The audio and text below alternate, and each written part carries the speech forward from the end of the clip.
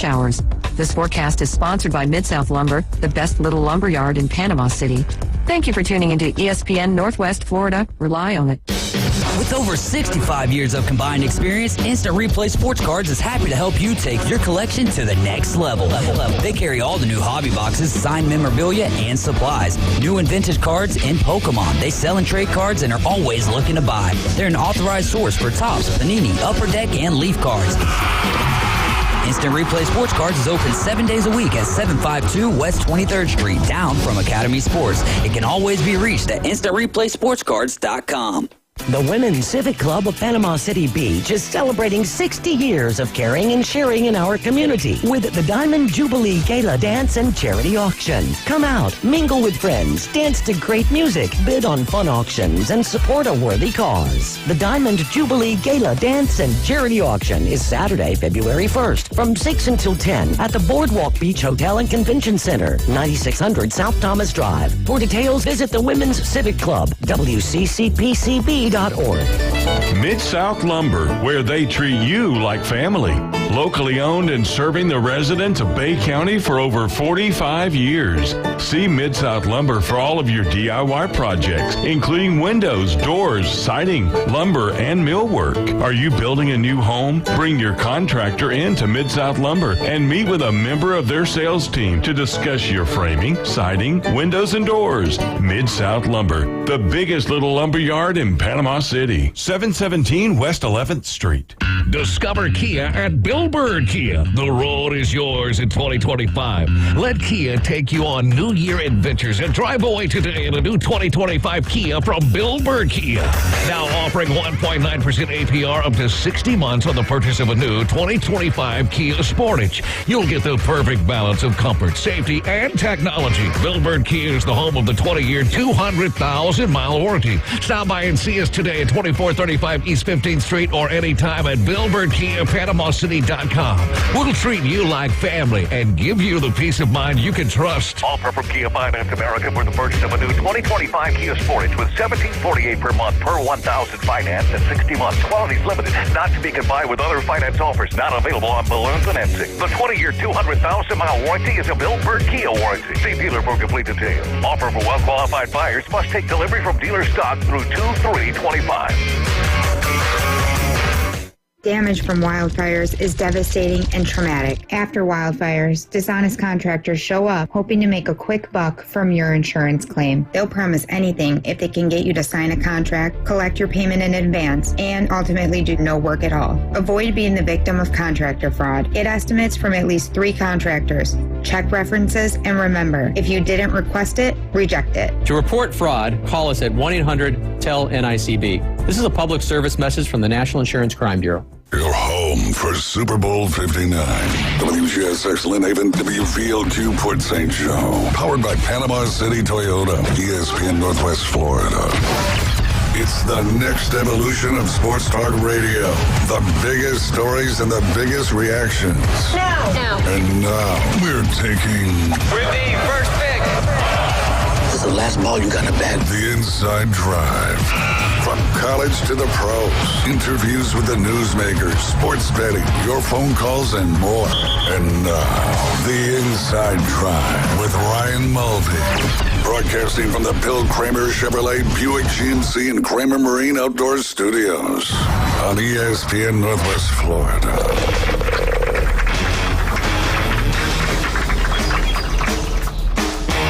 They're so beboppy. You guys listen to The Inside Drive. It is Wednesday morning, live here on ESPN Northwest Florida, 104.3 here in Panama City and Panama City Beach, 101.9 in Port St. Joe.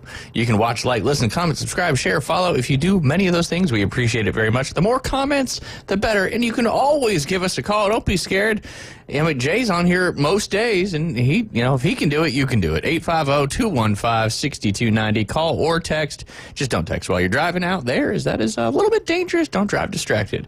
And then, of course, you can download our free mobile app inside the Google Play or Apple Store. That one, all you need to do is search 104.3, and you'll find it right there on the first page of your search results. Download that app. If you already got it downloaded, we appreciate it very much. If you're new to the app, we currently have a contest going on. That is the ESPN Northwest Florida Holland Hearts Magic Express contest. All you got to do, open the app, hit the enter contest button, follow the instructions from there, and you'll be entered to win 2 passes to watch the Orlando Magic host the Sacramento Kings on Saturday, March 29th, which, heck, we're almost in February. February 1st coming up this Saturday, I believe. Right? Is Saturday, February 1st? Today's 29th, 30th, 31st. Yeah.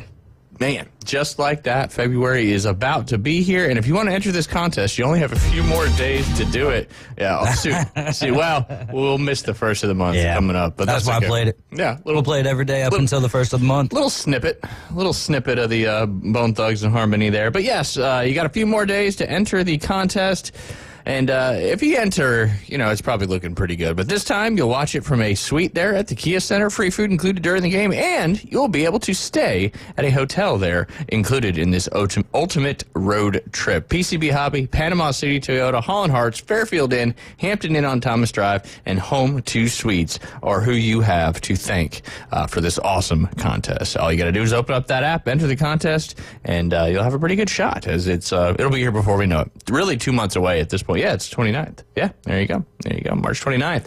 Also a big day for the J Meister. And, I usually give him a hard time when he's not here, but I'll give him a little bit of a pass today because we set up the appointment for Sailor to get spayed. So he's got to pick up Sailor at noon, and hopefully everything went well. Hopefully he'll give us a call and at least let us know how she's doing. Yeah, we need our Sailor update. Yeah, absolutely. If he deprives us from that. Maybe put her on the line, right? Yeah, there you go. She can speak like a sailor. Yeah, she might be a little groggy, but sometimes that's funny. Visually, maybe not as much on the radio. Yeah, visually. And, you've seen some of those clips, people that are under anesthesia that just come off wisdom teeth, stuff like that. They just say crazy stuff. Yeah. Sometimes you can find out true feelings when people are under the heavy sedation of anesthesia. I was driving here. I had to go pick up a prescription this morning, and I was turning left onto Thomas Drive from 98, and I saw the Nutmobile. That's what it's called, the Nutmobile? It's called the Nutmobile. Do you know how many there are in the United States? I'm going to guess 50. No, not even close. 3. Yes. 3. 3. All right. Took me 2 guesses. That's pretty impressive. There are 3 Nutmobiles in the United States of America. I guess 50 because each state. Yeah, obviously each state, but you said that they're paying people to drive them around, and if you only got 3 of them, that's a lot of ground to cover, right? It is a lot of ground to cover. I wonder how many of the Wienermobiles there are. Oh, the Oscar Mayer. Yeah, because that one's a little more famous than the Nutmobile. To be honest, I didn't really know about the Nutmobile until a couple weeks ago when I saw a post about it. But funny you should ask about getting paid to be the Nutmobile driver, as earlier this month, back on January 21st, Planners opened applications for 3 new Nutmobile drivers. Did you find out that number of the Wiener? Yeah, 6 of them. 6 Wiener, so double. And if you drive it, you're called the Hot Dogger. The Hot Dogger. Man, that's good stuff. But have you ever dreamed about driving the world's largest peanut on wheels? No. For 90 years, Planners and the Nut and Chocolate Snack Company has offered college graduates with the dream to pursue just that. For 1 year, 3 standout job applications, these are called peanutters, are chosen to drive the 26-foot-long peanut on wheels, most commonly known as the Nutmobile. As the new year is underway, Planners are looking to hire its next trio of peanutters for the 25-26 season. Interested in learning more? All you got to do is head over to planters.com, find that Nutmobile link, and you too can have an opportunity to drive the Nutmobile. I think it's $45K a year or something like that. That's not too bad, though. No, in a nutshell, Nutmobile drivers plan and execute more than 200 annual events across the country, promoting the Planters brand through the 26-long peanut on wheels. Nutmobile drivers are responsible for securing media in markets across the nation, creating a positive brand experience for direct consumer interaction, and documenting and brainstorming creative content for the Nutmobile's social media. According to the Nutmobile job applications, more specific responsibilities include pitching the Nutmobile's arrival in community to the local media, including TV, radio, and digital publications. Why weren't we told that the Peanut Mobile was going to be here then? That's why they're looking for new drivers. The one that's right here, right now. they're getting canned. And no one knows about it. You No. sly little peanut. They you. know now. Yeah. We're doing your job. Planners, come on, man. Hook me up. Pitching and then scheduling and partaking in media interviews and providing weekly reports on media hits. So far, the Nutmobile driver in our area is not doing a good job. Managing the Nutmobile's social media account, posting 3 to 5 times a week. That's easy. Engaging more than 160,000 one-on-one customer interactions, ensuring all... How many of them? 160,000 one-on-one customer interactions, ensuring all attendees have a nutty time and a positive brand experience. That's throughout a year. You gotta have 100. Yeah. How do you count? You tally everyone. I guess you got a big tick thing inside the Nutmobile. All right. There's another one. I did 25 today. Let me add those to my thing there. Yeah, that's a lot per day. Maybe some days are more than that. But anyway, managing administrative and logistical planning and rate negotiations for hotels, parking, and vehicle maintenance at Bill Kramer GM. They could service the Nutmobile there. And then memorizing and articulating key facts about Planner's history while in costume, performing character roles. That's a demanding job. It is a demanding. And you got to drive a lot. So you got to be one. And you can't be Facebooking. No, you can't be Or Facebooking. social media-lizing while you're driving. No, that's right. That's right. But yeah, so again, you could just head over to, let me see the exact link here. 45K a year, not bad, not bad. I wonder who, they got a picture of the three. It's one gentleman and 2 ladies that are currently driving the 3 different Planters and Nutmobiles, all fairly young. But yeah, just thought I'd talk a little bit about that to get us going here on Wednesday. We don't have an afternoon delight debrief because we'll have Keith Fleming joining us from 12 to 12:40 as we always He's do. going to debrief you on a lot of things, though. Yes, he is. And he is also actually at the Senior Bowl right now with nice. Alan over there in Mobile. They usually try to go every year. So he's going to be reporting live on what's going on over there as well, talking a little bit about some of the championship games. And excuse me.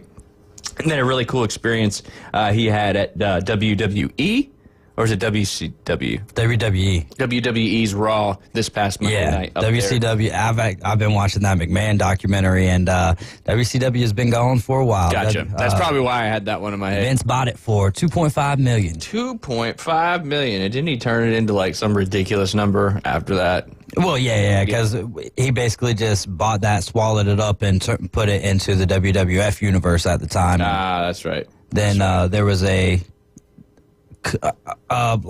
sort of a fund, World Wildlife Fund, something like that, and they had those initials WWF for a long time. So then he got sued for that and had to change it. They dropped the F and added an E. There you go. So that's how it went from F to E. Yeah. I didn't know that. Why it went from F to E. I remember those the WWF because they had those little. There's like the panda was in the logo. Yeah. Yep. But that wasn't the wrestling one. That was the one. Oh, yeah. No doubt. But I didn't know That's a wild documentary, man. Yeah. The one on Vince McMahon. Yeah. And the thing is for me who I grew up watching WCW and then watched WWF, but I kind of got out of it a long time ago, you know? And so learning all about the history and some of the things that I missed and all of that good stuff, it's interesting. Very, very cool. Yeah, I don't think I've finished it. I think I've watched at least the second or third episode. Yeah, there's 6 episodes. Yeah. And it's been a little while since I caught back up to it. But the Nutmobile is going to be in Gulf Shores tomorrow. So that's why it was driving right through here in. Or not tomorrow, Friday. What's the date? Wednesday, Friday. Yeah. And there you go. I wonder if it had an appearance somewhere here in Panama City Beach. That's what I'm looking for. Yeah. I'm trying to scroll through Facebook to find out. I wonder if the Nutmobile. Oh, you're Googling it? Well, they got to be here for the reason, right?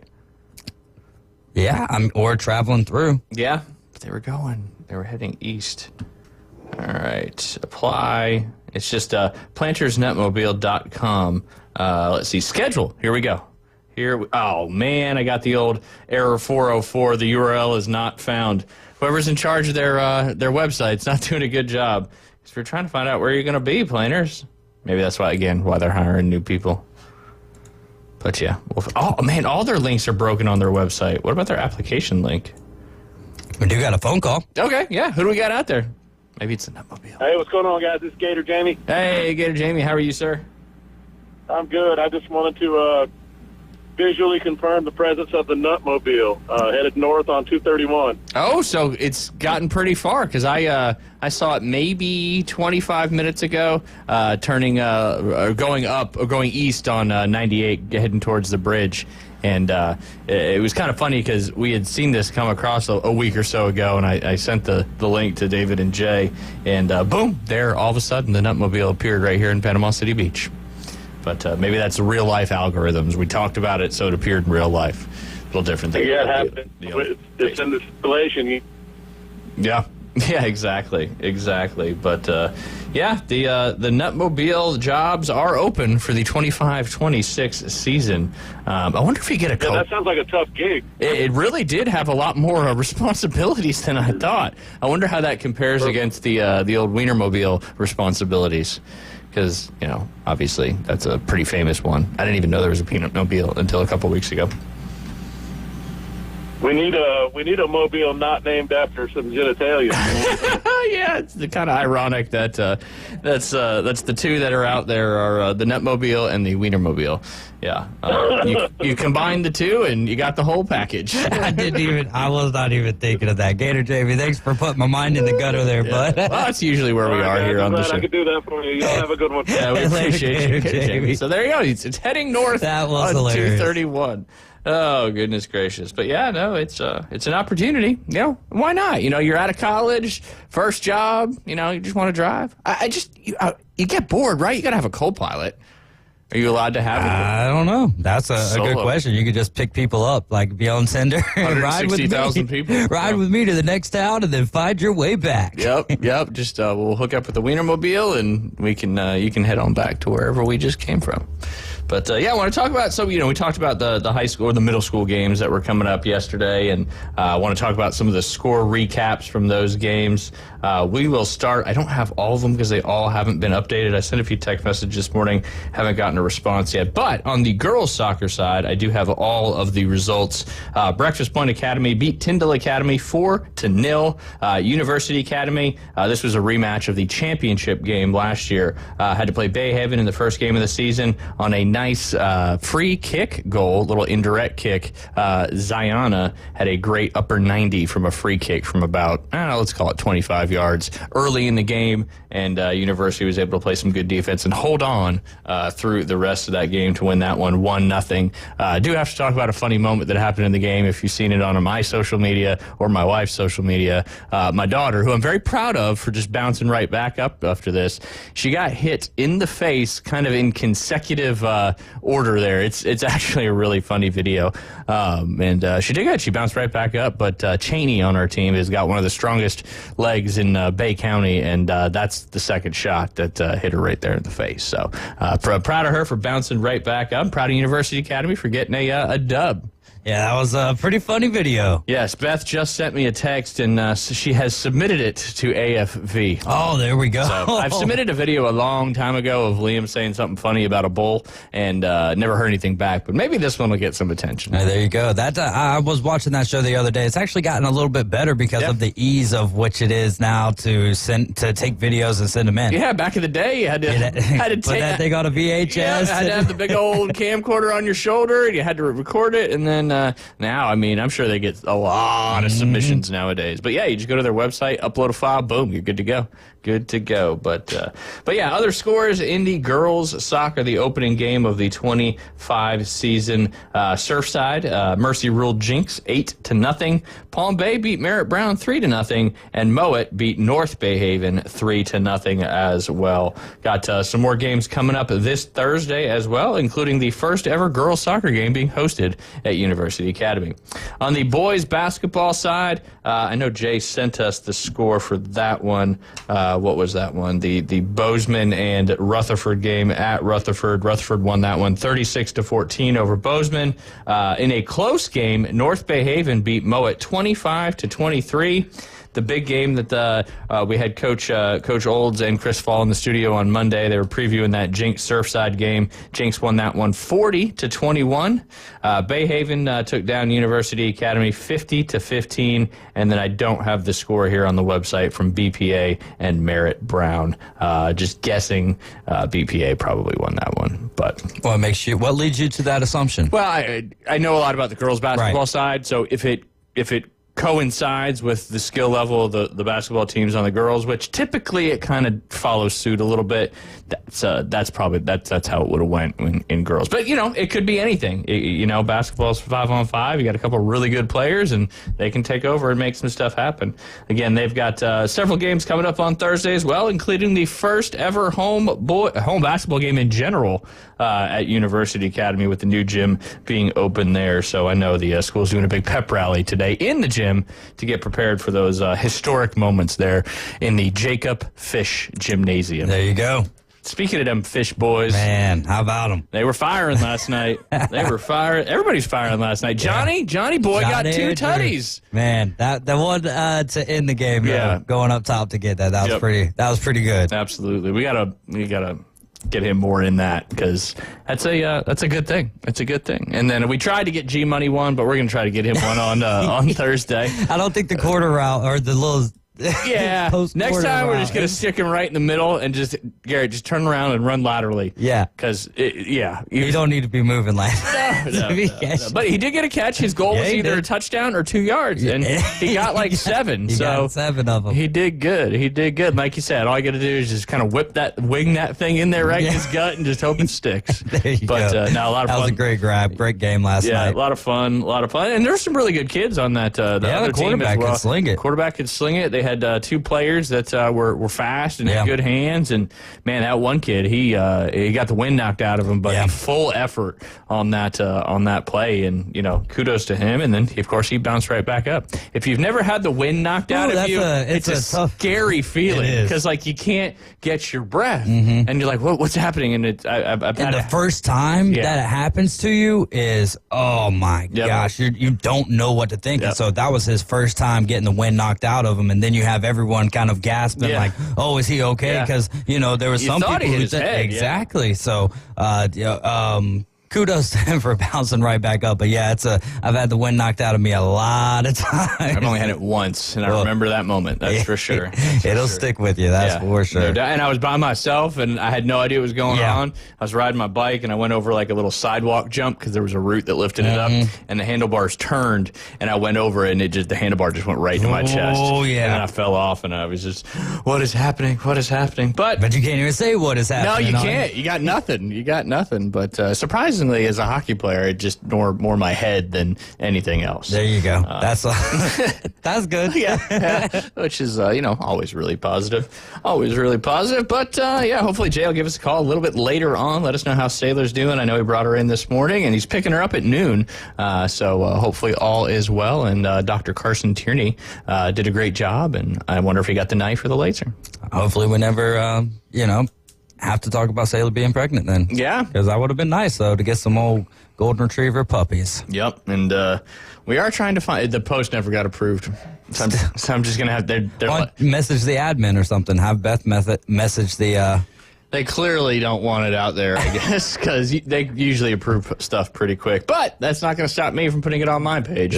So we'll get that out there soon. But again, I am referencing the Love Connection show that will happen a week from this Friday on Valentine's Day, as we are trying to get 3 contestants to answer some questions and go on a date with our very own Jay Henley here from the Inside Drive. And he's the instructor out there at BayPointGolfWithJay.com. He's got a lot coming up. He's got I think he's got one more spot left in his training camp that starts this Sunday, and then he's got a big player development program coming up starting the week after spring break, running all the way till basically the end of school. But you guys are listening to the Inside Drive. When we get back, we're going to talk about the some NFL ratings from this past weekend, the NFL Pro Bowl rosters and schedules. You're listening to the Inside Drive. We'll be right back.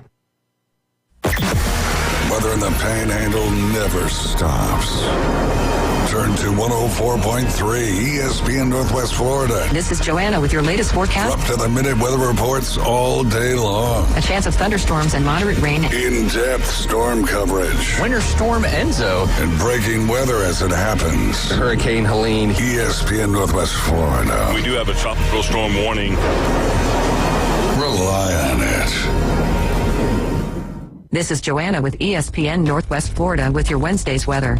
This afternoon and evening, there will be a gentle breeze out of the southwest, some sun and 66.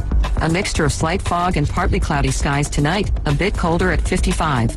Tomorrow, slightly foggy in the morning and then mostly sunshine and a high of 70.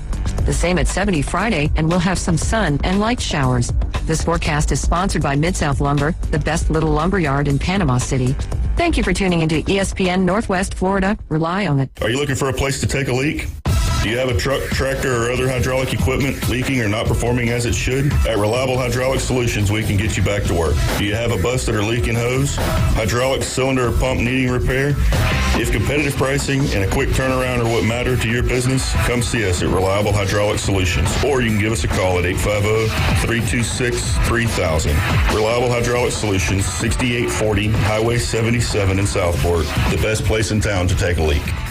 The Women's Civic Club of Panama City Beach is celebrating 60 years of caring and sharing in our community with the Diamond Jubilee Gala Dance and Charity Auction. Come out, mingle with friends, dance to great music, bid on fun auctions, and support a worthy cause. The Diamond Jubilee Gala Dance and Charity Auction is Saturday, February 1st from 6 until 10 at the Boardwalk Beach Hotel and Convention Center, 9600 South Thomas Drive. For details, visit the Women's Civic Club, WCCPCB.org. We're betting the limit and covering the spread.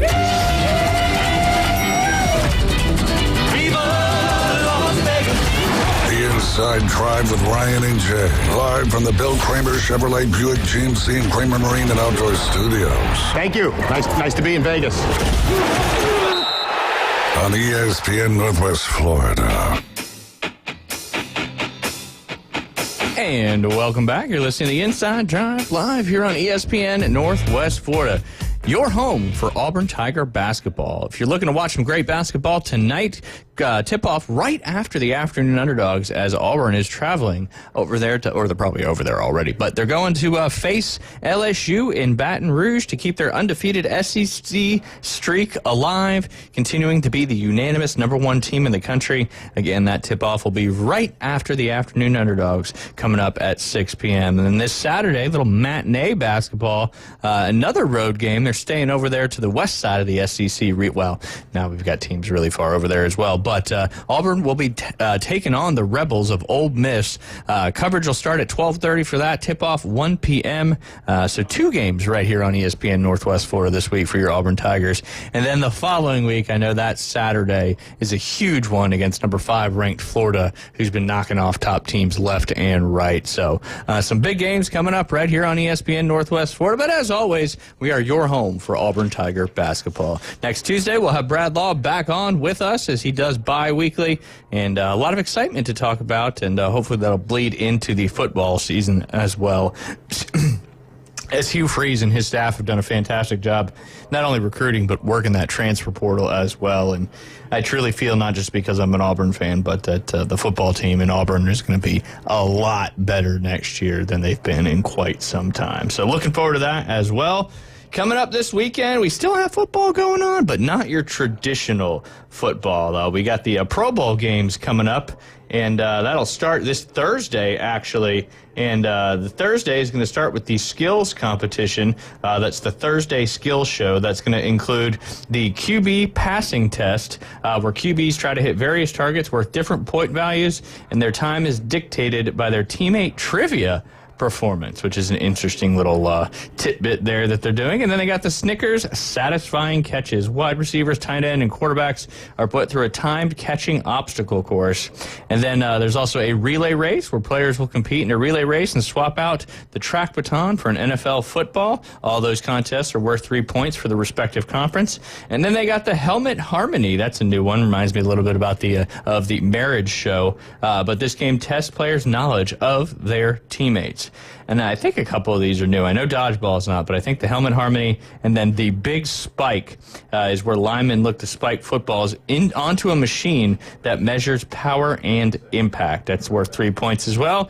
And then one that's been going on for a couple years now, the 7-on-7 dodgeball game presented by Bud Light. It'll be matches between two conferences, and they play two different dodgeball matches. Again, that'll be Thursday, January 30th. I believe it starts at 6 p.m. here in the Central Time Zone. Yes, 7 p.m. there in the Eastern Time Zone. But I think some of these games are new, but, it's not traditional football, but they're trying to make it entertaining, and, it'll, I bet a lot of people will tune in, but, yeah. I mean, it's an interesting thing. I'd really liked it. When I was growing up, all of the quarterback competitions that they would have.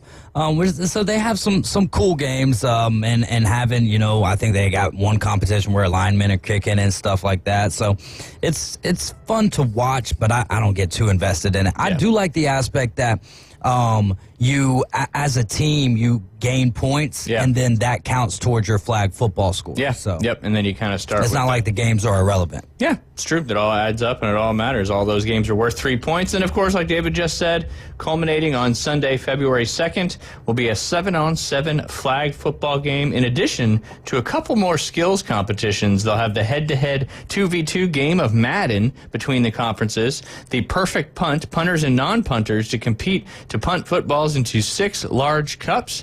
Then they got the Great Football Race, which is a 5-leg course to test everything from kicking to agility to strength.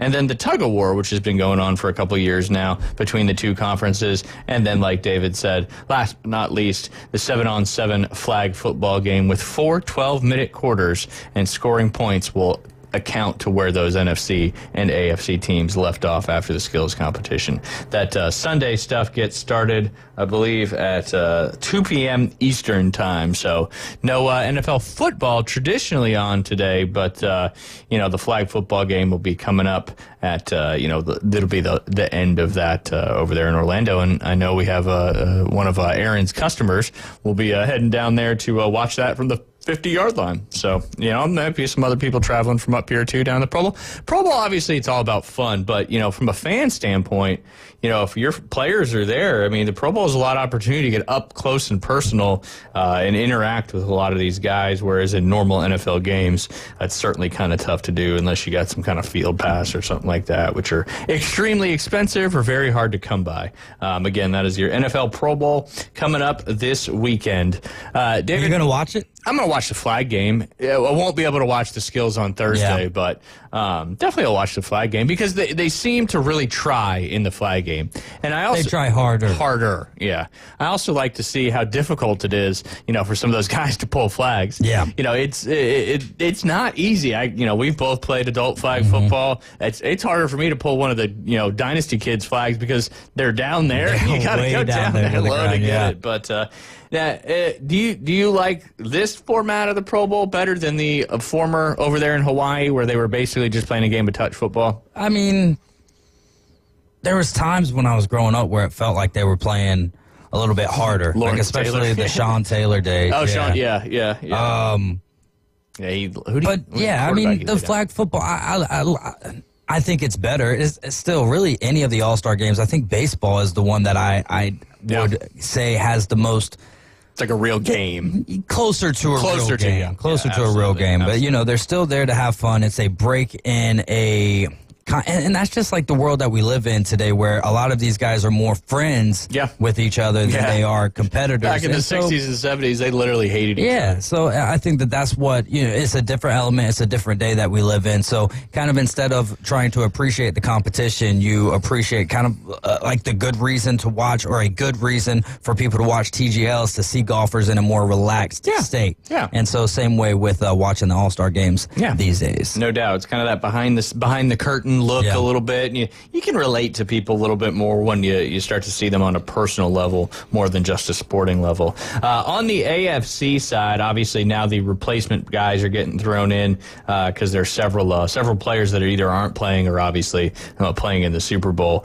Josh Allen was supposed to be the starting quarterback for the AFC team, but he has been replaced by Russell Wilson. You also have Joe Burrow and Lamar Jackson. Lamar Jackson was replaced by Drake May from the New England Patriots. Okay. Okay. Which is pretty wild to think of. You know, I think 4-12 New England Patriots. Yeah. Drake May, rookie quarterback, he wasn't even the starter to start the season, but obviously has got some high praise in the action that he had this year, and he's going to be in the Pro Bowl game. Is Joe Burrow playing? I think they're all playing, but Allen was supposed to be the starter, so I don't know if that makes Russell Wilson the starter now because he's been replaced, or Joe moves up. I would imagine Joe Burrow moves up. I would think so. We need to get Joe Burrow a team where they can make the playoffs and play the Kansas City Chiefs in the playoffs, because it seems like it's our only hope at this point. We'll see. He's got to get back there. Yeah, they gotta give him some linemen and some defense, obviously. To defense being the bigger part, or even just having a kicker that made kicks in the most opportune times. Brutal.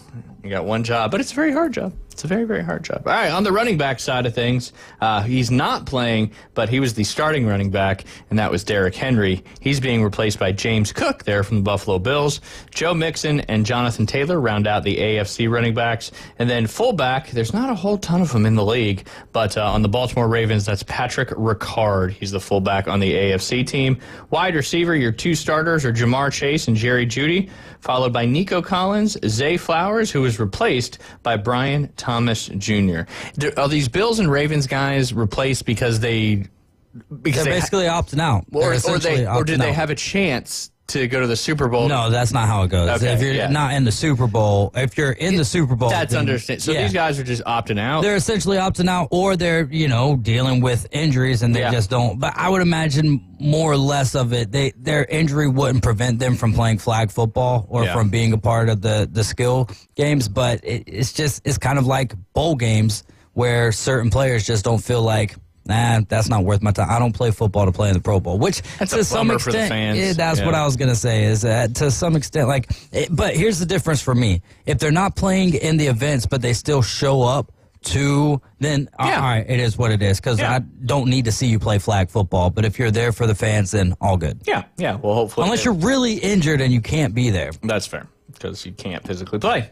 On the tight end side of things, more votes than the Kansas City Chiefs tight end. That is rookie tight end for the Las Vegas Raiders, Brock Bowers. He'll be the starter there for the AFC team on his rookie year here. Cool stuff there from Brock. And then Travis Kelce is being replaced by Jonnu Smith from the Miami Dolphins. Yeah, he deserved it. Had one of his best years as a receiver this year, and helped out the Dolphins, with all of the Tyreek Hill drama and all that. Took a lot of targets from Tyreek Hill. Yeah. So he really desered that. I'm a fan of Jonnu Smith as he kind of started his career with the Titans. He helped a lot of people win fantasy leagues too. He did. He was a great pickup, kind of first quarter of the season, mid-season, and he really came on there. On the offensive tackle side of things, the starter is Deion Dawkins and Laramie Tunsil from the Houston Texans, but he has been replaced by Ronnie Stanley from the Baltimore Ravens, and then you also have Rashawn Slater from the Los Angeles Chargers. On the offensive guard side of things, you've got your two starters, Quentin Nelson from the Indianapolis Colts,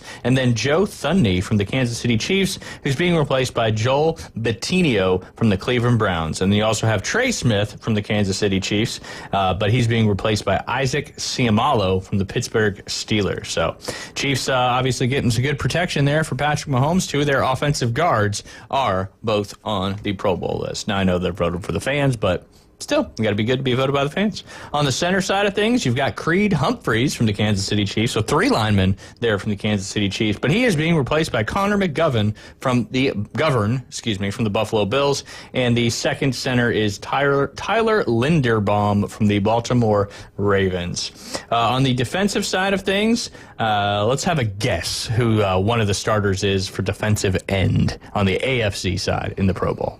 TJ Watt. Good guess, but no. Okay. Same category. He's won the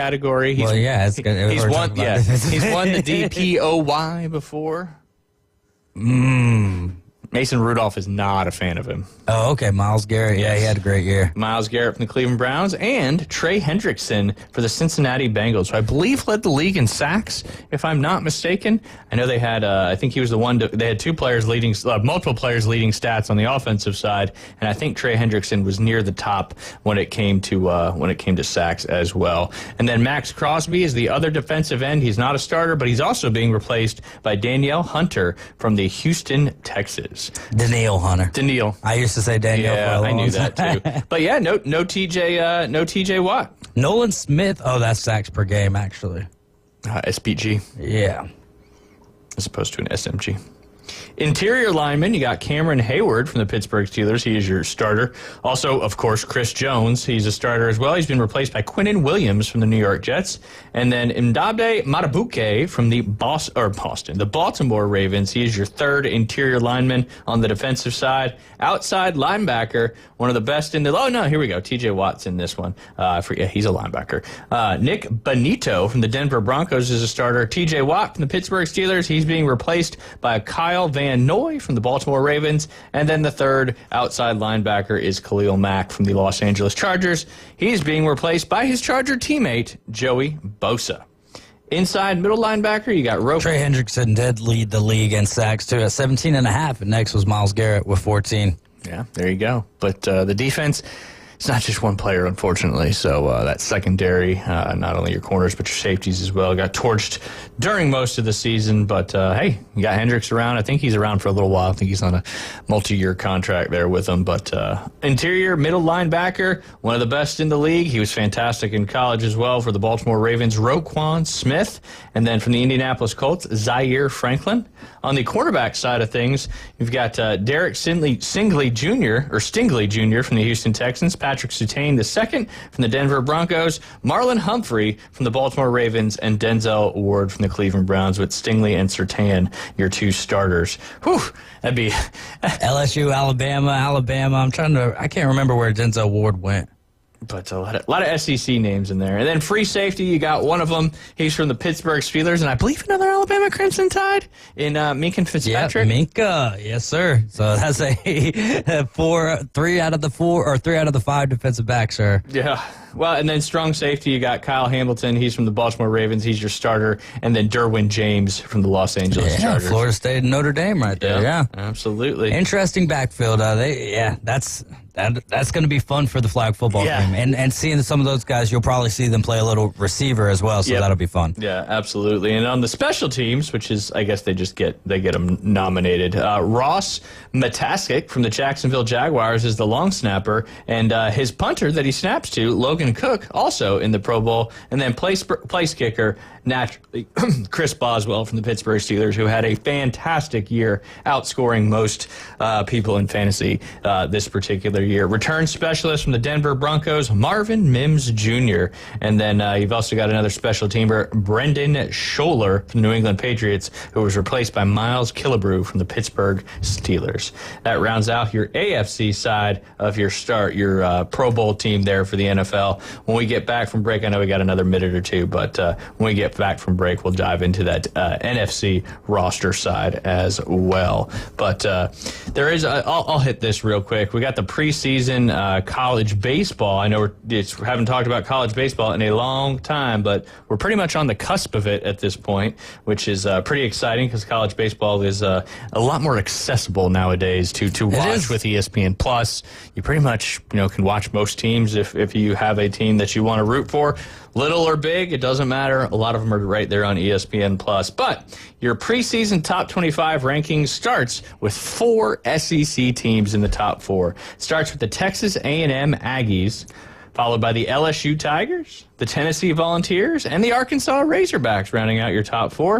And then from the ACC, you got the Virginia Cavaliers coming in at 5, followed by another ACC team, local team here, the Florida State Seminoles. There you go. Who had a great year last year, looking to keep that going. Link Jarrett has done it. First year, kind of getting under his feet a little bit, then he got some transfer portal guys in and really took the team back to where everybody expected it last year, and made a run to the College World Series, but just came up a little bit short there. But looking to make it back again this year. One of these years, they're going to get them a national title. They got to, right? They got to. Those Florida Seminoles are followed by the number 7 Florida Gators, another team there from the SEC, and then another perennial powerhouse from the ACC, those Clemson Tigers. I remember when I visited the Clemson campus, when I was looking at colleges, I went to the athletic building, and I was very impressed with all the national championships and big things there from baseball, which was pretty cool to see. And then the Oregon State Beavers, they're always up there. They're number 9 right now from they're in the Pac-12, right? Them and Washington State, the only two. Oregon State? Yeah.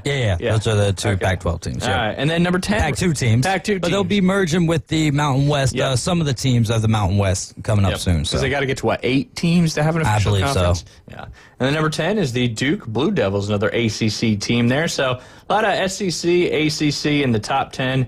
And then real quick, rounding out your top 25, you got the Georgia Bulldogs, North Carolina, Oklahoma State, Texas, Vanderbilt, NC State, Wake Forest, Mississippi State, Oregon, Kentucky, the old Dallas Baptist Patriots, Arizona. That's one of my favorites to root for when it comes College World Series time or regional time. My dad's alma mater, he's always got the one up on me to start the season. The UC Santa Barbara Gauchos coming in at 23, the UC Irvine Anteaters at 24, and then the Indiana Hoosiers coming in at number 5. My Coastal Carolina Chanticleer is not in the preseason top 25, but hopefully they can make their way. This will be the first year that they don't have Gary Gilmore as their head coach. I think the first time in 30 years that they'll have a new head coach there in the dugout. So we'll see how they do. But we got to go ahead and take a quick break. You guys listen to the Inside Drive live here on ESPN Northwest Florida. ESPN Northwest Florida. Here's what's happening. Jesslyn, I'm looking at your snowman picture right now. Are those twins? They are. Adorable. Well, congratulations. You just won the best snowman competition. Yay, thank you. Have you been enjoying the snow? I have been. We've been out just about as much as we can tolerate. Well, you guys scored a gift card to Major Smokehouse and That Boot Store. All right. Congratulations from ESPN Northwest Florida. Hi folks, I'm Tracy from Tracy's Fine Jewelry. Love is in the air at Tracy's Fine Jewelry, and what better way to celebrate love than with a beautiful piece of jewelry. Our Valentine collection combines the most popular trends and top sellers with the largest selection at the best prices. From exquisite fine jewelry to our most trendy and affordable sterling silver pieces, we're sure to have the perfect gift to melt her heart. Folks have trusted us for 50 years to make their Valentine sparkle. This year, make it sparkle even more with a gift from Tracy's Fine Jewelry. Do you want to eat like a local? The Local 115 is now open. Local drinks, local sports, and local food. Delicious oysters, crab cakes, steamed seafood, gumbos, salads, paninis, wings, wine, and cold beer. Nothing fried. That's right. No fried foods at Local 115. Amazing local food with an exciting local sports and mural theme. Eat like a local at the Local 115. 115 Harrison Avenue, downtown Panama City. Is your restaurant looking a little tired from the long off season? Is your office a little offish? Start the new year off right by giving them a fresh start. Fresh Start Cleaning is now accepting new clients. Ask about their complimentary hood cleaning services. Fresh Start Cleaning. Get clean again with Fresh Start. Call 850-771-6917, 771-6917, and ask about their complimentary hood cleaning services. If you're not scanning while the cashier is begging, we're judging you a little. Why am I working at the grocery store now? It's the Inside Drive with Ryan and Jay. Live from the Bill Kramer Chevrolet Buick GMC and Kramer Marine and Outdoor Studios at ESPN Northwest Florida.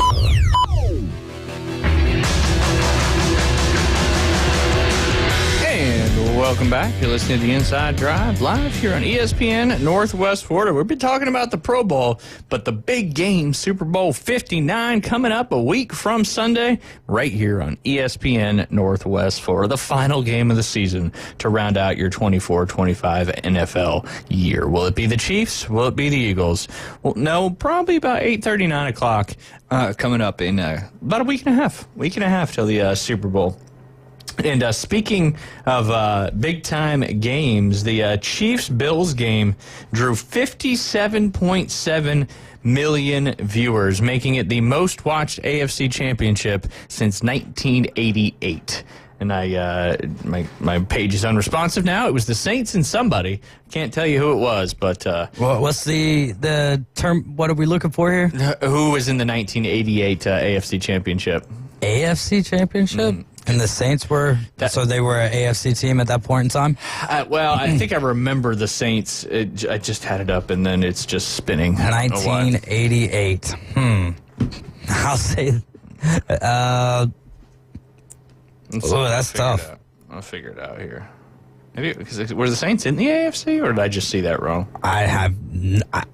We're talking about a time that I don't necessarily remember. Well, no, you don't remember it at all. Let's see, AFC Championship game. Back in 1988, I'll take a stab at it and say, I want to say the Dolphins, but I don't think it was the Saints. them. Was not correct. So it wasn't the Saints. It was the Bills and the Bengals. Bills and the Bengals. 1988 AFC Championship game. Another Bills loss, most likely, because I think the Bengals had to play the Niners in that 89 Super Bowl or 88 season Super Bowl. Yeah, but was it 89? Absolutely.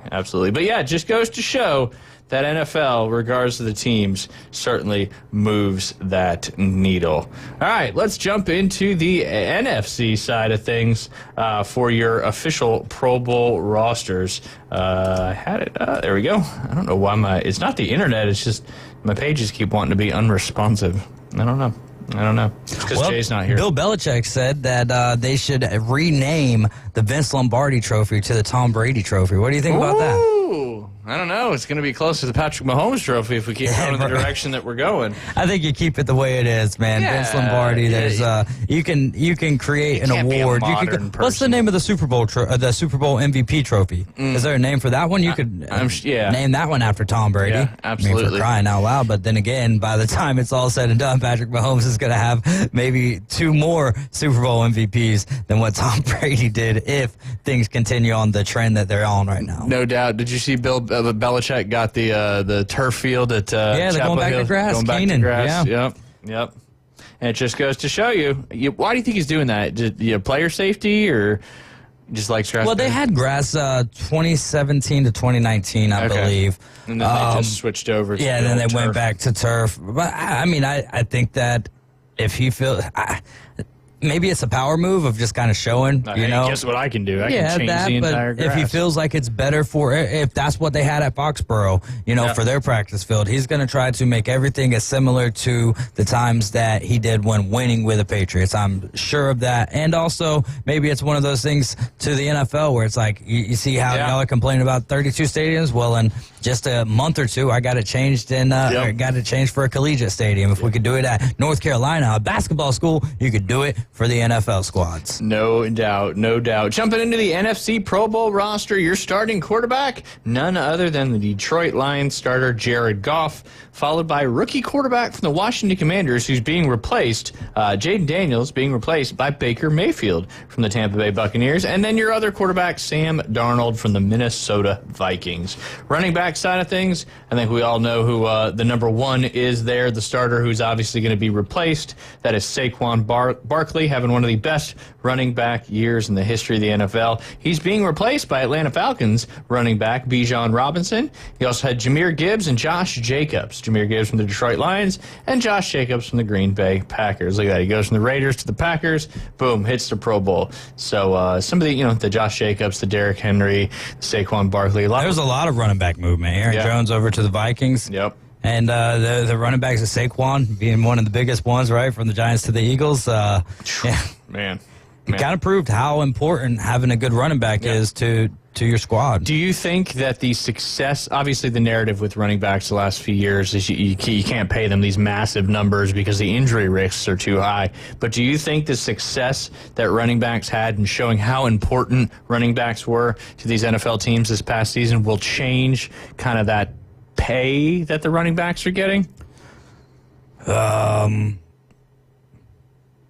Not necessarily. Yeah. Because it's still the ones who you have to prove your value. And then, even then, I mean, Saquon, when you're up for a new deal, some of the more talented ones will get the bigger bags, but across the board, I don't think it's going to change that much because unless you have that Derrick Henry or Saquon Barkley. There's kind of a group of about 5 of them that are just... Really? I mean, even then you go, 5 is at tops. Go to the 49ers, who always have a good run game, but Christian McCaffrey, I mean, his career might be over. We don't know. Let's hope not. But we got some good ones in there. I mean, and that's the thing is it's a lot more running back by committees than there are, guys who carry the load. Yeah, your Derrick Henrys and your Barkleys and, even Gibbs split most of his time with David Montgomery. Yeah, it keeps guys fresher. I mean, you go to Ohio State with Travion Henderson and Quinshon Judkins. I think that it's more advantageous to have two good backs than it is to have. I mean, Derrick Henry is an anomaly. Yeah, Saquon Barkley is an anomaly. Yep. Christian McCaffrey used to be that anomaly, but when they put him on the cover of Madden and screwed him. There you go. And us, as the Niner fans, Niner faithful. Fullback, speaking of San Francisco 49ers, just a couple selections this year. Kyle Juszczyk, as he's pretty much kind of a shoo-in for the NFC Pro Bowl fullback, given there's not a ton of fullbacks being utilized in the league, and he makes such an impact not only in the blocking in the run game, but a serious threat to run and catch the football as well. On the wide receiver side of things, there's 4 of them, 2 designated as starters, a couple of them being, actually 3 out of the 4 are being replaced. Justin Jefferson from the Minnesota Vikings is a starter and not being replaced. Amon-Ra St. Brown was supposed to be a starter from the Detroit Lions. He's being replaced by rookie wide receiver Malik Neighbors there from the New York Giants. Well deserved. Yeah, one of the small bright spots there for the G-men this past season. CeeDee Lamb was also voted to the Pro Bowl, but he is being replaced by Tampa Bay Buccaneers wide receiver Mike Evans. The fact that Mike Evans needs to be a replacement is absolutely wild. Yeah.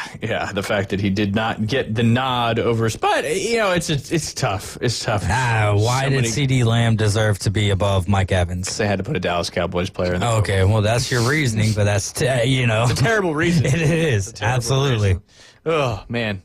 I'm going to get to coaching here a little bit later. Well, that might have to be the last segment, but coaching situation in Dallas is kind of comical. And then last but not least, Terry McLaurin from the Washington Commanders. He's being replaced by Jackson Smith-Njigba from the Seattle Seahawks. He had a very strong year this year as well, especially on the fantasy side of things. Yep, no doubt. And then your tight ends, kind of a staple there in the Pro Bowl. The only other San Francisco 49er, that is George Kittle, who had despite a tough season for the Niners there, it was a nice bright spot and had another huge season. One of the best tight ends still in the game, and he's not just receiving, he's blocking as well, and he's a lot of fun. He'll be a lot of fun to watch at the Pro Bowl, especially in that flag football game. And then another well-deserving tight end nod there for the Pro Bowl from the Arizona Cardinals, Trey McBride, who I would imagine Trey McBride would have been over George Kittle, but maybe it comes down to touchdowns as well, because Trey McBride did not have. I mean, for most of the year, he didn't even have one. Voted too. I get it. There's a lot more Niner fans out there probably than Cardinals fans. So, but yeah, no, I would. I mean, Trey McBride had a massive year. Talk about a guy who won people some fantasy leagues. Trey McBride did that as well. No doubt, those tight ends are so important. There's only one spot. I mean, you can have 2 tight ends there with your flex, but the McBride, the Jonnu Smith, the Kittles, a lot of these, Sam Laporta as well. Laporta, yeah, absolutely. A lot of these guys brought you to the promised land there. Offensive tackle Lane Johnson from the Philadelphia Eagles obviously has to be replaced, as he'll be playing in the Super Bowl. He's being replaced by Minnesota Vikings offensive tackle Brian O'Neill. Penei Sewell from the Detroit Lions is being replaced by Taylor Decker from the Detroit Lions. And then last on the offensive tackle side of things in the Pro Bowl, Tristan Wirfs from the Tampa Bay Buccaneers. On the offensive guard side of things, although he will be playing in the Super Bowl, another Alabama Crimson Tide former player, that is Landon Dickerson. He was a Crimson Tide guy, right? Yeah, okay. He's being replaced by Robert Hunt from the Carolina Panthers. And then Tyler Smith from the Dallas Cowboys is your other starter. And then also Chris Lindstrom from the Atlanta Falcons. Your center is Frank Ragnow from the Detroit Lions, followed by Cam Jurgens, who is being replaced by Eric McCoy from the New Orleans Saints. On the defensive side of things, there was 3 Niners. There was Juszczyk, there was Kittle, and then, of course, defensive end, you've got Nick Bosa, who will be a starter there, in addition to Micah Parsons from the Dallas Cowboys, and then the third defensive end in the Pro Bowl is Rashawn Gary from the Green Bay Packers. Interior lineman, no doubt about this guy. He is a disruptor not only in the run game, but also in the pass game. That is a former Georgia Bulldog, Philadelphia Eagles Eagles interior lineman Jalen Carter. Obviously, he's not playing in the Pro Bowl as he's playing in the Super Bowl. He'll be replaced by Leonard Williams from the Seattle Seahawks. And then Dexter Lawrence from the New York Giants is another starter. And then he's a big fan, he's a big fan of, or the fans really love this guy down, I didn't know how to say it, down there in Tampa, because I remember when they were introducing all the players, when they mentioned this guy, they went nuts for Vita Vea. And he is a spectacular interior lineman there. He is your third player, not a starter there, but still made the Pro Bowl this year. Outside linebacker, 2 from the Minnesota Vikings, and then a rookie. Florida State Seminole guys or fans will be happy. Your 2 starters are Jonathan Grenard from the Minnesota Vikings and Andrew Van Ginkel. And then, of course, Jared Verse, who had a fantastic rookie year. Those 2 Rams, Florida State alumni there, had great years. Braden Fisk and Jared Verse, those guys, they made each other better, too. No doubt, no doubt. So Jared Verse getting a Pro Bowl nod in his first season. Okay, there was another Niner. Forgot about this. I don't know how I forgot about this guy. Inside middle linebacker, one of the best in the league. That is Fred Warner, who played in the majority of this season with a broken ankle. Yeah, which is just crazy to think how high level he still played. And just to have the pain tolerance to deal with that stuff. These guys are different human beings than the rest of us, that's for sure. And then, of course, Philadelphia Eagles linebacker Zach Bond, who will be replaced by Bobby Wagner from the Washington. I feel like his name throughout the postseason has just been called nonstop. Oh, man. That Eagles defense might be the one defense in the league that can stop the Kansas City Chiefs. Obviously, we'll find out. But if there was one defense that could do it, I'm hoping it's the Philadelphia Eagles. Don't forget the Chiefs got a pretty good defense of their own. That's why that 48.5 or whatever it is, I really like the under. Really like the under in that one. And we've been having more high-scoring Super Bowls lately, so that's where it's kind of tough for me, because the first time they played, what was it, like 35, 30, like it was in that 30 range, Yeah, it was like over 60, I think. Yep. And then last year, obviously, it went into overtime, and they got the dub in that one. On the cornerback side of things, real quick, Jalen Johnson, Brian Murphy, J.C. Horn, and Devin Witherspoon. 38-35. 38-35, so 73. Free safeties, Xavier McKinney from the Green Bay Packers, who had a monster year. Strong safety, Budda Baker from the Cardinals, and Brian Branch from the Detroit Lions. Special teams, long snapper Andrew DePaula, and punter Jack Fox. Place kicker Brandon Aubrey, no doubt about that one. Return specialist, also from the Cowboys, Cavante Turpin, who is just a speedster. And then the other special teamer there on the Pro Bowl team is Darrell Hodge from the Atlanta Falcons. K-H-A Darrell Hodge from the Atlanta Falcons. We're going to roll with that, but we got to go ahead and take a quick break. When we get back, we'll be joined by Keith Fleming live from the Senior Bowl. You're listening to the Inside Drive live here on ESPN Northwest Florida. ESPN Northwest Florida presents the most college basketball. Three-pointer, college basketball is back. The Panhandle's destination for live play-by-play. The SEC, ACC, and beyond. Oh, you saw that coming, Rapids. The biggest games play right here. ESPN Northwest Florida. This is Joanna with ESPN Northwest Florida with your Wednesday's weather. This afternoon and evening there will be a gentle breeze out of the southwest, some sun and 66.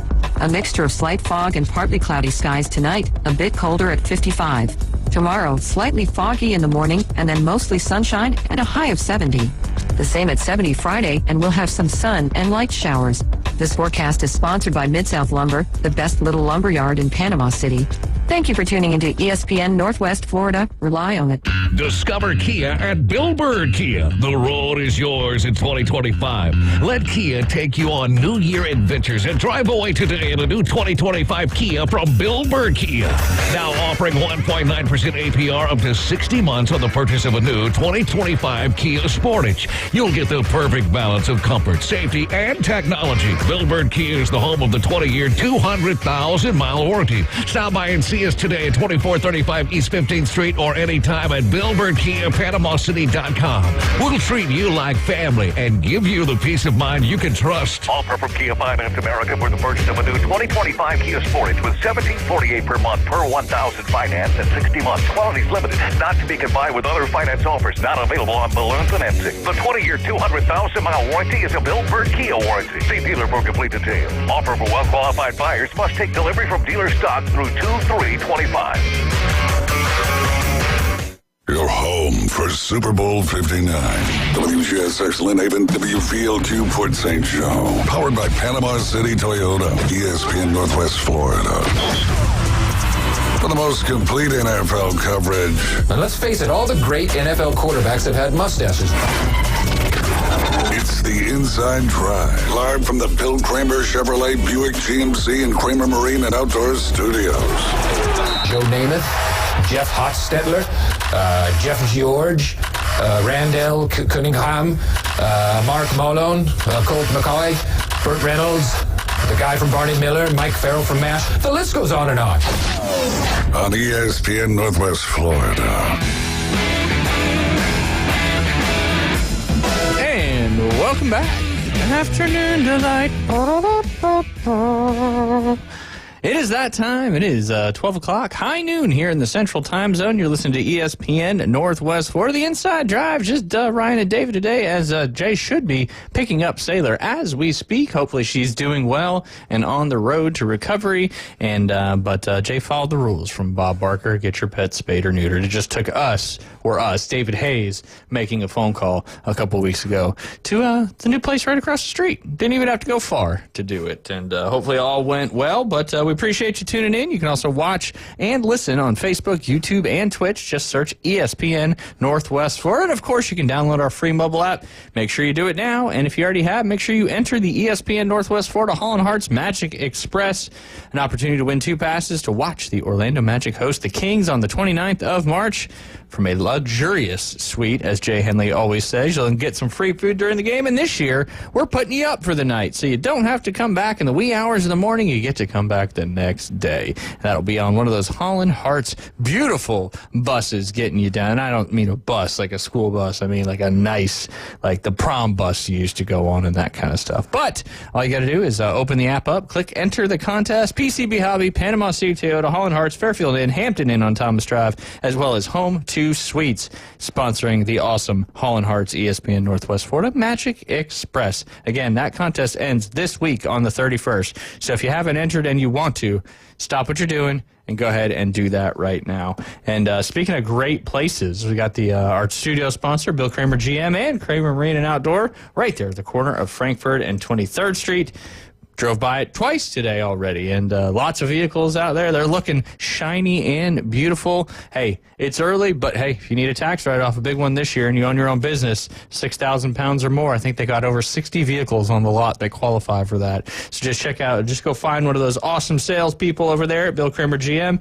They'll make it easy and take great care of you. The weather is looking like it's going to be in the 60s and the 70s, at least for the next 7 to 10 days. So if you want to get some fishing in and your boat is not ready to get out there, there's only one place to go, Kramer Marine and Outdoor. You don't even have to go to them.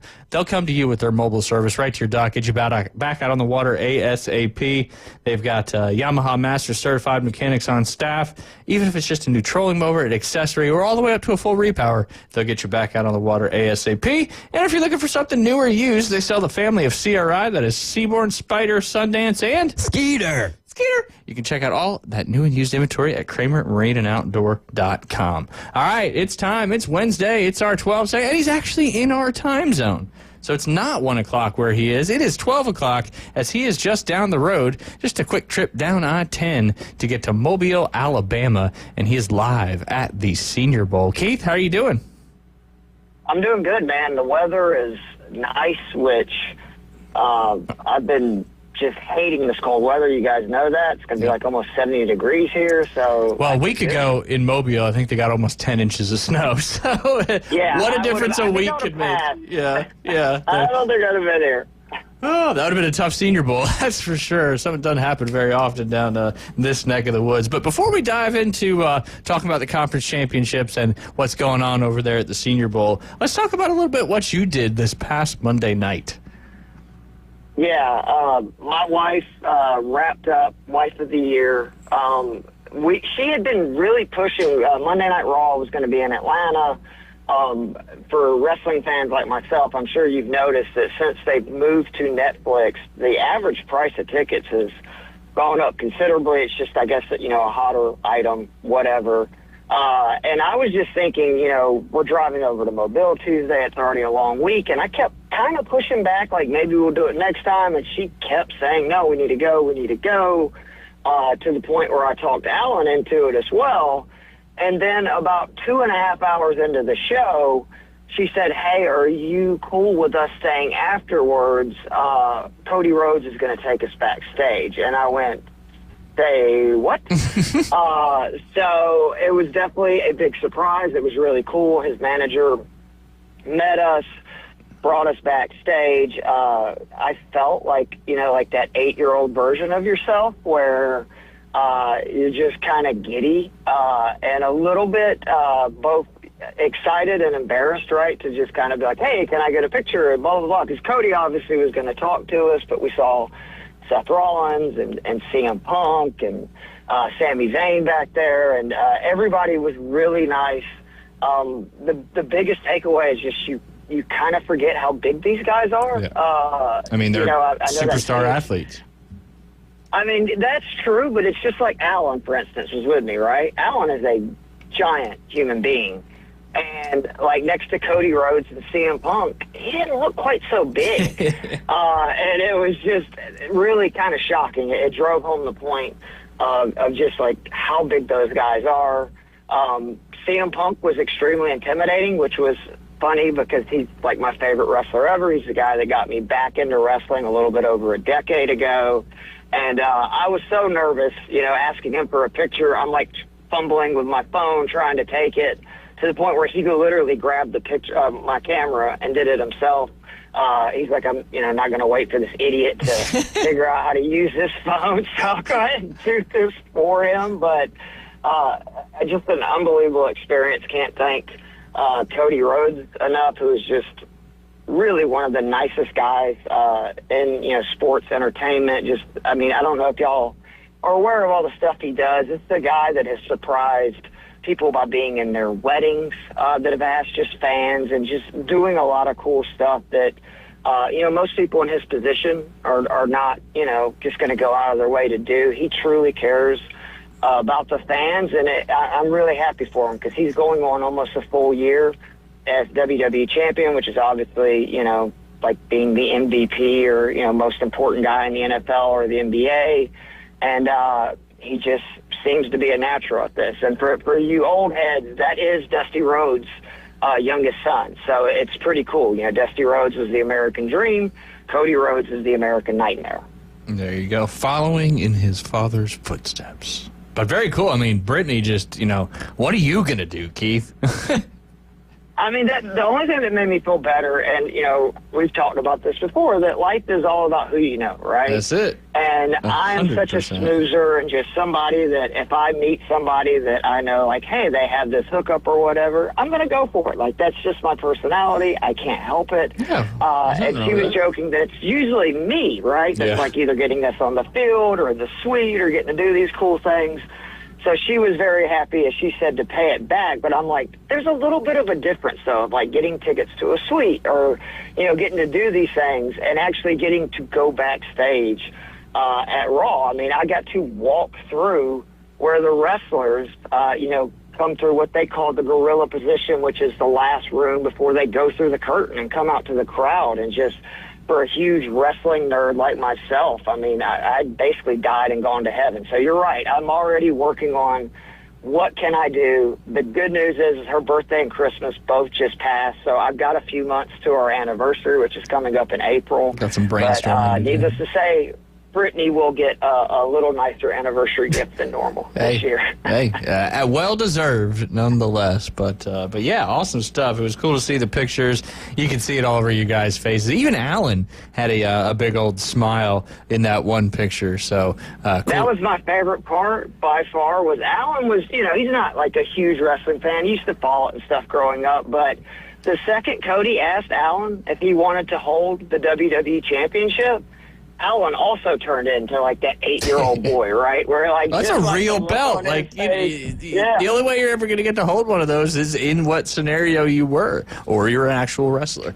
So yeah, no, it was really cool to see. Really cool to see. And glad you guys had such a good time. And right there in the old Phillips Arena, now the State Farm Arena. Yes. Yeah, I only called it the wrong thing 5,000 times. One of these days, I will figure out that they changed the name.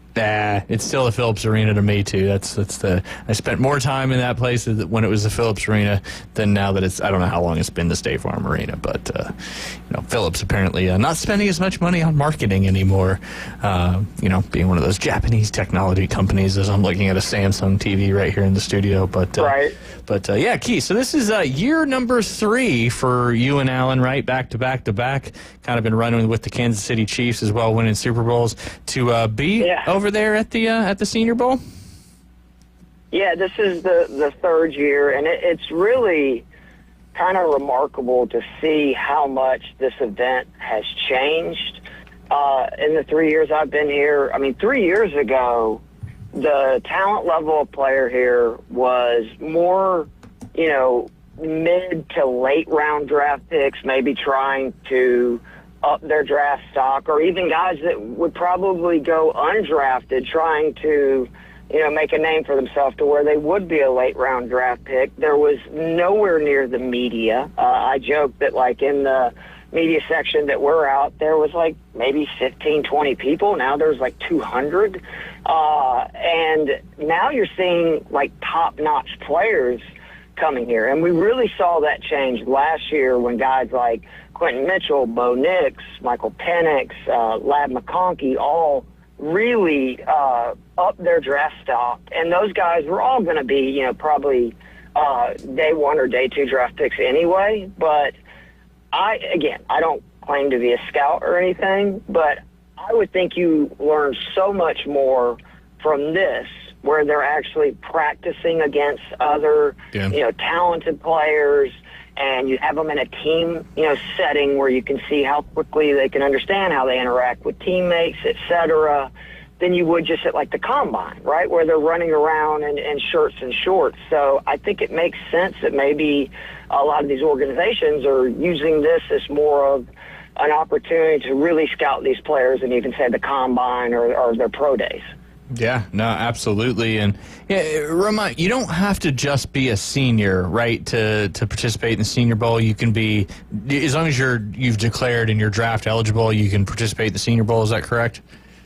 I believe you do have to have spent at least 3 years since your high school senior year, because I don't believe there's any guys here that would not at least be, either like a redshirt junior or a senior going into next season. But there definitely is guys that I know from like UGA, for example. Trevor Etienne was in the class 3 years ago. So he's here, obviously not a senior. And the other thing that is just funny is it took me 3 years to figure out that they split these guys up by conferences, because last year we were a little confused. Wow, they got Bo Nix and Penix on the same team. That seems, why would they do that? And that obviously had a lot more attention on those practices. And then I realized, well, it's because they're in the same conference, you dummy. And this year when I saw all 7 Georgia players on the same team in the afternoon yesterday. Yeah, no doubt. And there's quite a few notable players there, and I'll let you talk about some of the people you guys are really trying to take a look at there. But 3 significant quarterbacks there on the American team with Jalen Milroe, Riley Leonard, and Jackson Dart. I mean, just to see those guys in person and what they're doing will be pretty special. But who are some of the guys you're there keying in on, Keith? So for me, because I'm, more of like the fantasy side of it, obviously I'm looking more at the offensive, side of the ball. A lot of the skill position guys like QBs, running backs, wide receivers, and tight ends. Dylan Gabriel's there too, I just saw. That was the one I was just about to say that has stood out the most for me, and both from a good and bad perspective. From the bad, he is really small. Yeah. He did not look as small to me, like on TV playing with Oregon, but seeing him standing next to other quarterbacks and all these other players on the field, he is really undersized, but at the same time, dude can rip it. Yeah. By far the most impressive guy, in my opinion, throwing-wise, that I've seen in his 2 practices. And again, the practice yesterday with Jalen and them guys in the afternoon, they're getting ready to start up again today. They did struggle yesterday, like Milroe, Dart, all those guys. The afternoon QBs did not look great. And don't get me wrong, last year, Bo Nix and Michael Penix, I remember, did not look great day one. And we know that not only were those guys still, like top 12 draft picks, but I mean, they both really showed promise. I know Penix didn't, play as much as Bo Nix, but I think both kind of exceeded expectations in the time that they were given this year. So it is, something Allen reminds me. These QBs are throwing to receivers, right, that they never have before. Like, it's not the easiest thing in the world. The more concerning thing for me with, especially Jalen Milroe and those guys is they were running 7-on-7 drills, right, where there's no offensive or defensive, line or real pressure, and he's checking down left and right. And to me, again, not a scout or anything, but if I'm a quarterback, I think that's the opportunity to let it rip, right? It's going to be so much easier to push it down the field without an offensive and defensive line in your face, right? Absolutely. And it was a little bit, to me, disappointing just to see them continue over and over again to throw it, the tight end in the flat or, the running back. It's just the dump-off position and not really push the ball down the field. But then when you saw them try to the few times they did, you realize, well, maybe this is by design because that's not the strength of their game. Yeah, no, I mean, and you kind of saw that both with, obviously with Jalen Milroe, but also with Riley Leonard a little bit. Just never really got great at pushing the ball down the field, and Riley Leonard really did a lot with his legs, and so did Jalen Milroe. But the criticism he got quite a bit during the season, especially from Alabama fans, was he was just not a great passer. And from what you're saying, Keith, so far with 7-on-7 action, it just looks like he's either not taking advantage of that or it's just he's not super comfortable. But also, that's a real thing. I mean, you develop chemistry with your wide receivers, with your guys on your team, and then to go out there and get thrown with people that you don't know how they run routes, you don't know their timing, that makes it a little harder to complete passes. There's no doubt about it. Yeah, and for Dart, for instance, it was really interesting to see how much they had him under center, right, yesterday. And that is something that Ole Miss doesn't do. Nope. And we were a little surprised to see him so much under center. And again, not his normal center, not a totally fair indication, but, I mean, he had multiple fumbles, 9 snaps, over 900, I think, for his college career, and he had 6 of them yesterday. And, again, that could just be the fact he doesn't know the center. They're getting used to timing, cadence, all that stuff, but everything counts here, right? There are so many NFL scouts here, which is another thing that's changed in recent years, whereas the first year we were here, you would see some NFL teams. Now, not only do you see every NFL team, you see multiple people from different organizations. I saw 3 different San Francisco 49er scouts here, Ryan, just today. We need some line help, that's for sure. So hopefully they're scouting some of these. There looks to be some good ones. Yeah. It's been pretty impressive. That, to me, that has been and again, not a scout, but the defense and offensive line have some, I think, some really good players, guys that, I'm trusting what Allen's telling me, that they're very quick at the attack. And these guys are massive. Yeah, that's the other thing that's just so wild is how big these guys are getting on the offensive and defensive line to where, and I'm sorry, I forget the kid's name, but you have a guy that went to Coastal Carolina a couple of years ago who is a center who he is 5'10", 280, and they're talking about he is one of the smallest offensive linemen in quite some time, even to get an invite here. He would be about the size, I think the Miami Dolphins center is around his size. And he actually had a really good practice yesterday where he was holding his own against these behemoths, which is just amazing when, again, you think he's 5'10", 280 going up against defensive tackles that are, 6'3", 6'4", 315. Yeah. Absolutely. And, these guys, it's insane, too. Even at 280, 5'10", he probably squats 600 pounds, and the power in these guys' legs. And, I'm hoping that offensive lineman from LSU, Emory Jones, will be around when that Niners, I think they have the 11th or 12th pick, rolls around, as he looks like a special offensive lineman. I don't know if you've had a chance to take a look at him or not. He is a massive human being. It reminds me a little bit of Jackson Powers last year. There was another guy from Oregon that just, more than anything, it just stood out how big he was. And then to see him in these, one-on-one or, offensive, defensive line drills and just really kind of manhandling these giant human beings, it's really interesting. But I am impressed, and this, entire event deserves a lot of credit because, I feel like the intensity and stuff is really there. And, maybe it's the stakes, and these kids understand that this is an opportunity for them to really, change their lives, right? Yeah. What their rookie contract is, where you get drafted.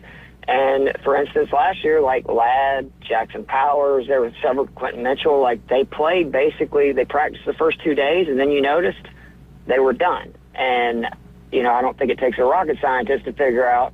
They probably met with some teams, right? Figured out, all right, I've already helped my draft stock here. There's no point in me then showing anything else because I've done what I accomplished here. And I think you'll see some of that again tomorrow where there'll be guys that probably have been the biggest standouts the first 2 days will basically be done. Yeah. Absolutely. They've already done what they needed to do to get their stock up, and no need to keep going on, risk injury or potentially risk, not having a great day and dropping your stock down a little bit. But we're on the line with Keith Fleming. He is live at the Senior Bowl over there in Mobile, Alabama, home of the South Alabama Jaguars. We're going to go ahead and take a quick break, Keith, but when we get back, we'll talk a little bit about the conference championship games and get your thoughts on as we approach the last quote-unquote 2 weeks of the season. You guys are listening to the Inside Drive. Keith Fleming on the line. We'll be right back. ESPN Northwest Florida. It's the Coach James Hale Show. And we were texting each other back and forth because he was having the same problem. And I said, "Hey, I think this is going to be the last flight that gets into the Panhandle." I do not want to be on a plane for a while. I'm good. 'Cause I can't drive there for a couple months. I ain't going. Weekday morning 7 to 9. ESPN Northwest Florida. This is Joanna with ESPN Northwest Florida. Here is your weather forecast on this Wednesday afternoon. The remainder of the day, some sun and 66 with a gentle breeze out of the southwest around 8 miles per hour. For tonight, a mixture of slight fog and partly cloudy skies and a low near 55. Tomorrow, slightly foggy in the morning, but otherwise mostly sunshine and a high around 70. This weather forecast is brought to you by Earthworks of Northwest Florida. Thank you for keeping that dial on ESPN Northwest Florida. Rely on it. With over 65 years of combined experience, Instant Replay Sports Cards is happy to help you take your collection to the next level. They carry all the new hobby boxes, signed memorabilia, and supplies. New and vintage cards and Pokemon. They sell and trade cards and are always looking to buy. They're an authorized source for Topps, Panini, Upper Deck, and Leaf cards. Instant Replay Sports Cards is open 7 days a week at 752 West 23rd Street, down from Academy Sports. It can always be reached at InstantReplaySportsCards.com. Olivia here, and right now is the right time to put yourself in a brand new Toyota, where you can get 3.99% APR on the stylish and affordable RAV4, plus 90 days until you make your first payment. Get 2.99% on the bold Tacoma, plus 90 days until you make your first payment. Or get 2.99% on the hardworking 2025 Tundra. We've got the perfect Toyota for you, right here at Panama City Toyota. Offer ends February 3rd. For details, visit PanamaCityToyota.com. Back to the Inside Drive with Ryan Mulvey from the Bill Kramer Chevrolet Buick GMC and Kramer Marine Outdoor Studios. It's alive! What's alive? We're alive! On ESPN Northwest Florida. Welcome back. You're listening to the Inside Drive live here on ESPN at Northwest Florida. Your home for Auburn Tiger basketball. Coming up tonight, the Auburn Tigers travel to Baton Rouge, Louisiana to take on the LSU Tigers, another Tiger-on-Tiger matchup. That'll be right after the afternoon underdogs tip-off at 6 p.m. right here on ESPN Northwest Florida. And, of course, coming up this Saturday, Auburn continues the road trip up there to Ole Miss, and a little tip-off there at 1 p.m. this Saturday, some matinee top 25 basketball. But we're on the line with Keith Fleming. You can follow him on Twitter or X, whatever you call it. It's at Keith Fleming, KeithFleming. Keith, let's talk a little bit about the conference championships games from this past weekend as we are approaching 2 more weekends of NFL football, albeit one of them's kind of a little fun, and the other one is some history potentially in the making. Yeah, I think that this is probably not the Super Bowl most people wanted, but it's probably the best Super Bowl we could have got. It was while I was, picking the Chiefs and the Eagles last week, I just felt like that those teams had the experience and obviously I think a little bit of a talent advantage in both games. For sure. For the Chiefs, it just at some point it gets to a point where, like, what are we doing? Doubting them? That was kind of what I said last week on this show was I would love for Buffalo to win, and I was rooting for them, but it's reaching absurd levels. Patrick Mahomes is now went down by 1 score, 1 to 8 points in the fourth quarter or overtime. This is per Josh Dubow. In playoff games, 40 of 56, 552 passing yards, 5 passing touchdowns, 0 picks, throw in another rushing touchdown, 132.2 passer rating, and the Chiefs have scored on 13 of 14 drives. So if it's close, you just have to bet on Mahomes. Yeah.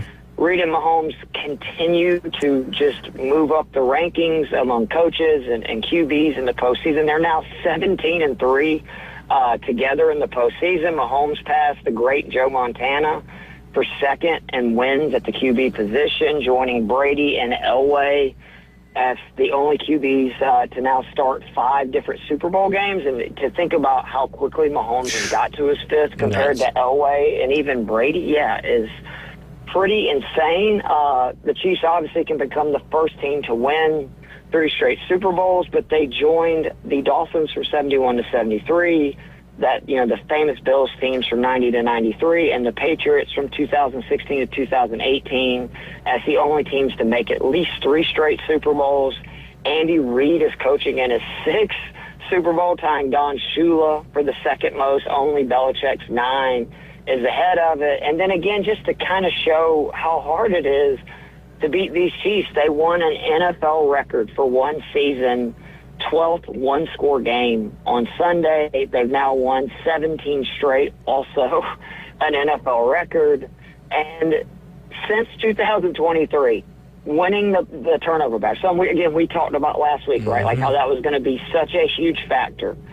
Teams who win the turnover battle over the last 2 years are 14-2 in the postseason, with the only 2 losses being Buffalo Bills versus Kansas City. And it's just I don't know what Buffalo has to do, because it seems like no matter what, the Chiefs are going to end up finding a way to win. They need to sacrifice somebody into that new stadium, that's for sure, to try to change that odds. 4 straight Super Bowls in the early 90s, all losses.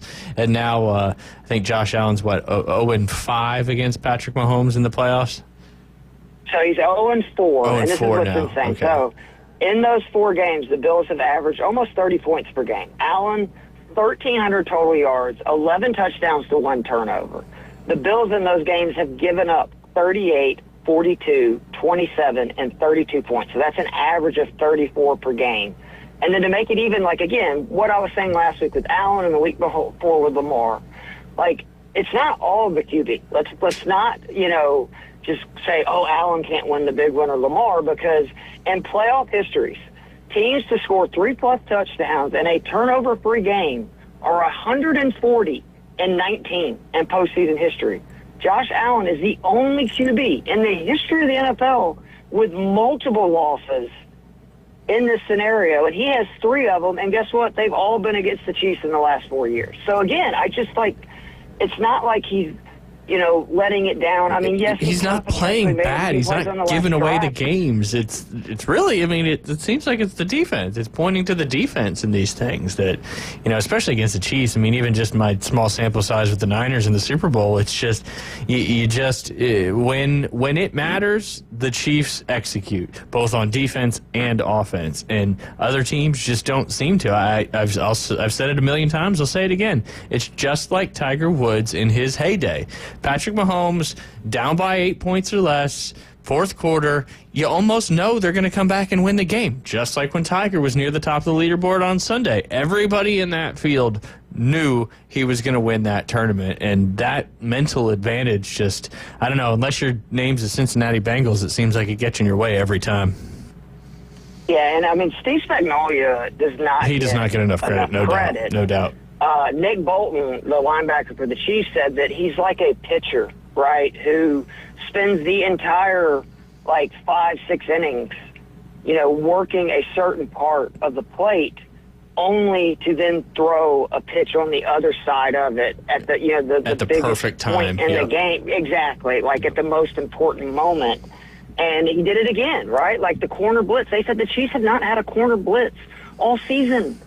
From that side, in that formation, in that package. And so, again, for him to wait all that time and to get 3 guys immediately in the backfield, and Josh Allen deserves so much credit for making the throw that he did, because if you look at that view from the other direction... The fact that he threw it that far, rolling out to his right... He was the only guy that could catch it. Yeah. So he threw a perfect pass. Yep. And really should have been caught. Catch, but right, it should have, but it was not the easiest catch. It was coming at a lot of, spin and stuff. But that's also to your point, the Chiefs make those plays, right? If Xavier Worthy, a prime example. Whether or not that was a catch, that's a different thing. But again, he still came down with his hands on the ball, and it was a very similar play where there was pressure. Mahomes kind of just threw it up, and his guy came down with it. So we'll see what happens this week, because they are facing an Eagles team that they're pretty special too. The 55 points that they scored is a new conference championship record, breaking the 1990 Bills, who beat the Raiders 51-3 in that AFC title game. But to me, it's the rushing attack and just what they've done and how long it's been since we've seen anything like this.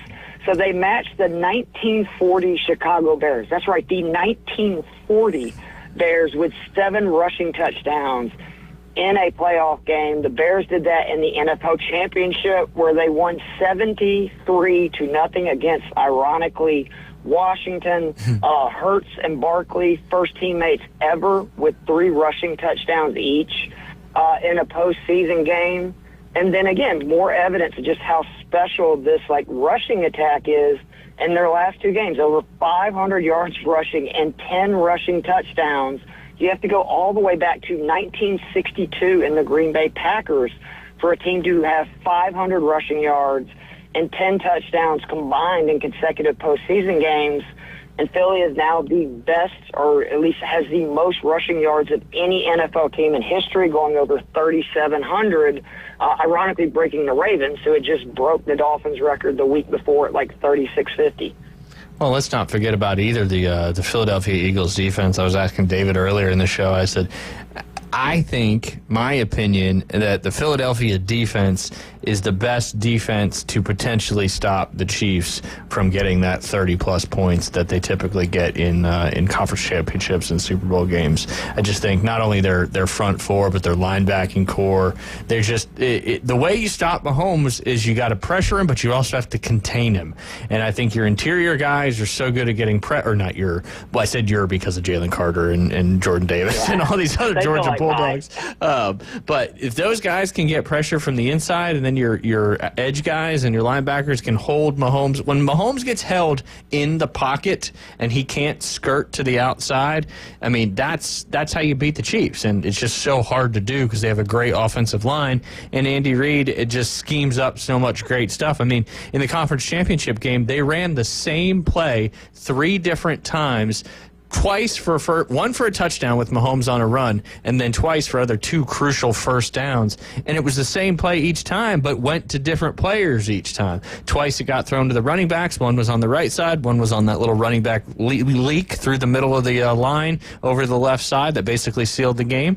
And another one was Patrick Mahomes scoring a touchdown on it. So I feel that the Philly defense, if they play like they can, they're built to potentially stop the Chiefs and stop this potential three-peat. Obviously, they want revenge from 2 years ago.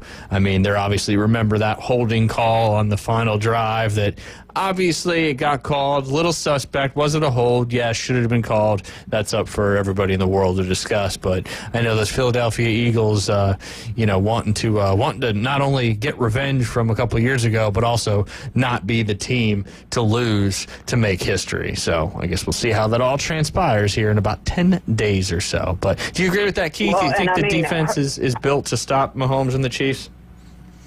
I mean, they can. I completely agree that if you look like what Tampa did in that Super Bowl, they got pressure up the middle. Ironically, Mahomes, very much like Brady, that is how you really fluster him, is you get pressure up the middle, and you get it so quickly that for him, he can't then roll out, right, and get outside because the pocket just kind of collapses in around him. Again, the issue is like what the Eagles have done all this season is they don't blitz because, again, that strength in that front four, but they try to make offenses beat them with these long, sustained drives, right? Like we saw it a little bit from Jaden Daniels in the first couple of drives of the game in the NFC title game where Washington was having some success.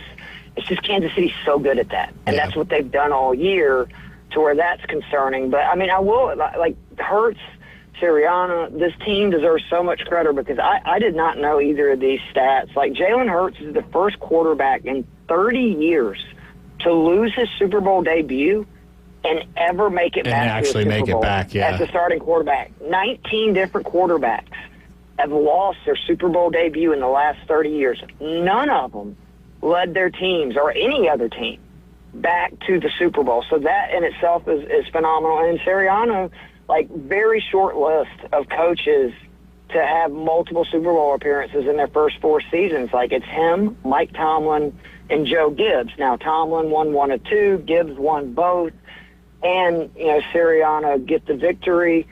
I still say the same thing, though, that, we talked about last week, that the Eagles know who they are. Mm-hmm. And I do think they're going to be able to run the ball on this team. And if Jalen Hurts can play the way he did Sunday, I feel so much more confident that they can beat Kansas City because the Chiefs were not the rush defense in the postseason we saw most of the regular season. Like, Joe Mixon had success against them. Obviously, James Cook had a ton of success against them last week. And now you're facing, like, just this supernova that's Saquon Barkley, and it seems like at any point, like, we're used to explosive plays being completely from the passing game, right? Like, you cannot, like, expect explosive plays in the run game. This dude already has 3 explosive runs in 2 postseason games. So, he has the ability both to beat you by just kind of pounding the rock, but also to have these game-changing moments where you can put 6 on the board and completely flip the field in the script of the game. Yeah, absolutely. I mean, the fact that you've got these just monster run plays that he just keeps doing and doing, we'll see if that continues in the Super Bowl. But getting back to your thing about Jalen Hurts being the first quarterback in 30 years to actually go back to the Super Bowl after losing the Super Bowl debut tells me one of 2 things. One, how difficult it actually is to make it to the Super Bowl, which, one, it's very difficult, and then 2, how impressive what the Chiefs have done the last 6 years is. 5 out of the last 6 years they've been in the Super Bowl? Like, some teams have never even been to the Super Bowl. The Detroit Lions. But Kansas City Chiefs, New England Patriots, like, the Chiefs are getting real close to being, one of these best stretches of football in the history of the league because they're getting real close to what the Patriots did a couple times, and maybe Brady went to 3 of 4 right at the beginning, and then they only went to like 2 of 8. Yeah. And then again in 2016, obviously they went to the 3 straight yet again. But I mean, to your point, it just shows what they've done. And again, like, people forget, this Kansas City team was built on having two of the most electric offensive players in the game in Tyreek Hill and Travis Kelce, and obviously Patrick Mahomes, who's probably the best quarterback, definitely in football right now and potentially of all time. And yet they got rid of Tyreek Hill in his prime. And you would think, oh, they're going to have a transition. And they completely changed their styles. And now they're right here with a chance to win 3 straight Super Bowls since getting rid of one of the most explosive players in the NFL. And you were talking about them running the same play. I think about the Eagles Super Bowl. They ran the exact same play. And they did it to the on Niners in overtime. So, different side. Yes, like that's what they do. Yep.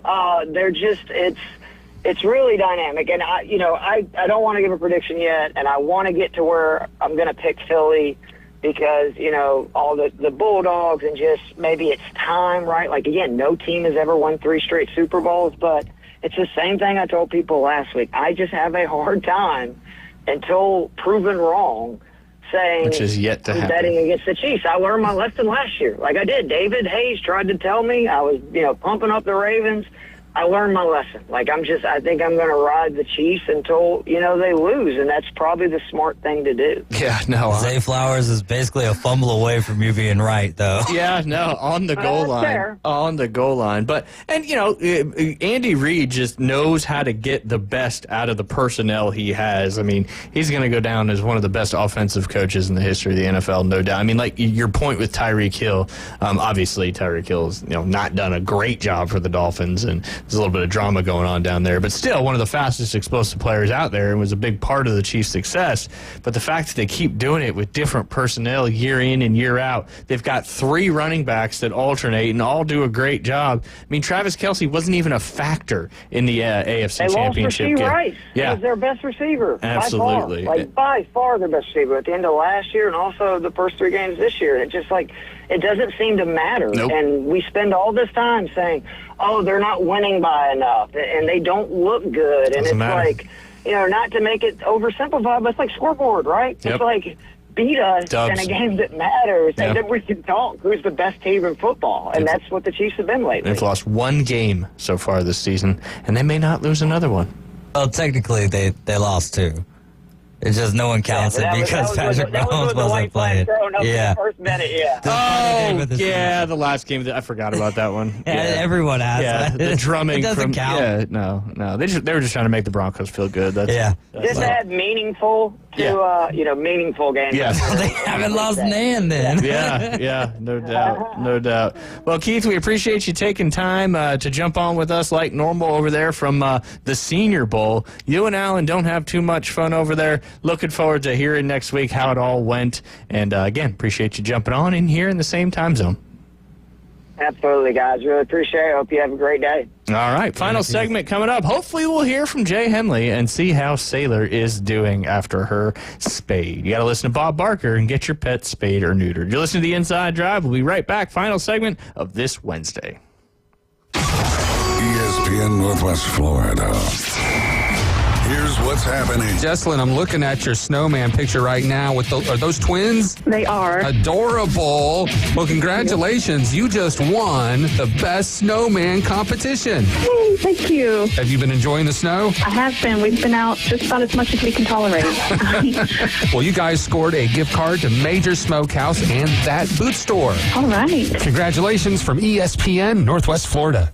Ellis Agency Insurance has been serving Panama City and Bay County for years. They offer a full line of affordable insurance coverage of all types. Many people are attracted to Ellis Agency Insurance because of their friendly, knowledgeable staff. Call independent agent Johnny Ellis for a true comparison of your personal or business insurance. Ellis Agency Insurance at the Old Cullen Insurance location, 1134 Harrison Avenue, across from Dandy Donuts and Deli. Call 763-1627.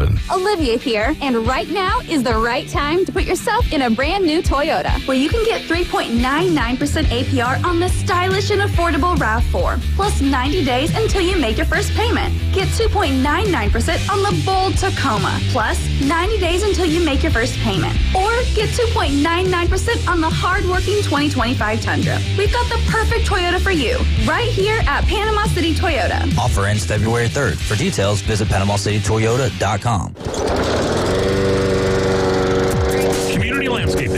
local dedicated experts, providing top-notch lawn care services and transforming your outdoor space. Expert mowing and trimming, precision edging and blowing, irrigation solutions, hardscaping designs, and even low-maintenance artificial turf. Community Landscaping, your full-service landscape design and maintenance company in Panama City Beach, Inlet Beach, and 30A. Call Community Landscaping for a free quote, 850-704-5267. From the fairway to the rough. I was hoping to squeeze in 9 holes before this rain starts. From the greens to the bunker. Certainly, Your Eminency. It's the Inside Drive with Ryan and Jay from the Bill Kramer Marine and Outdoor Studio. The good Lord would never disrupt the best game of my life.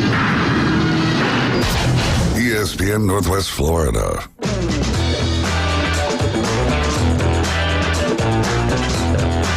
And welcome back. You're listening to the Inside Drive live here on ESPN Northwest Florida. That sounded familiar.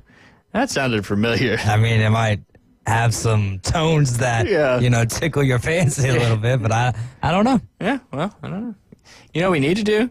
We need to steal Chad Mitchell, Dr. Chad Mitchell, for a segment or two, and he can maybe take a look at your, I see you. Does he do wrists? I think hands are kind of one of his specialties. Oh. I don't quote me on that. Yeah. I know shoulders for sure, and knees. He's the... Head, shoulders, knees, and toes, right? I don't know about toes. It might be a more podiatrist kind of thing. But maybe he can, give you a quick little...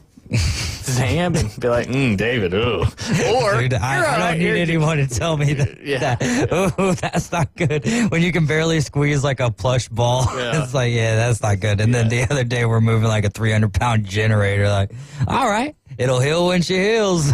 Hopefully. Or, you'll just keep squeezing that plush ball. There you go.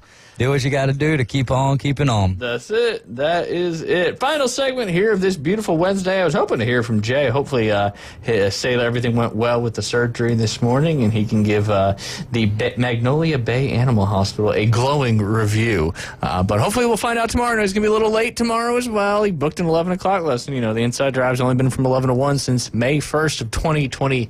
2023. Yep. So typically, we repeat the same thing most days, but I guess we'll figure that out down the road.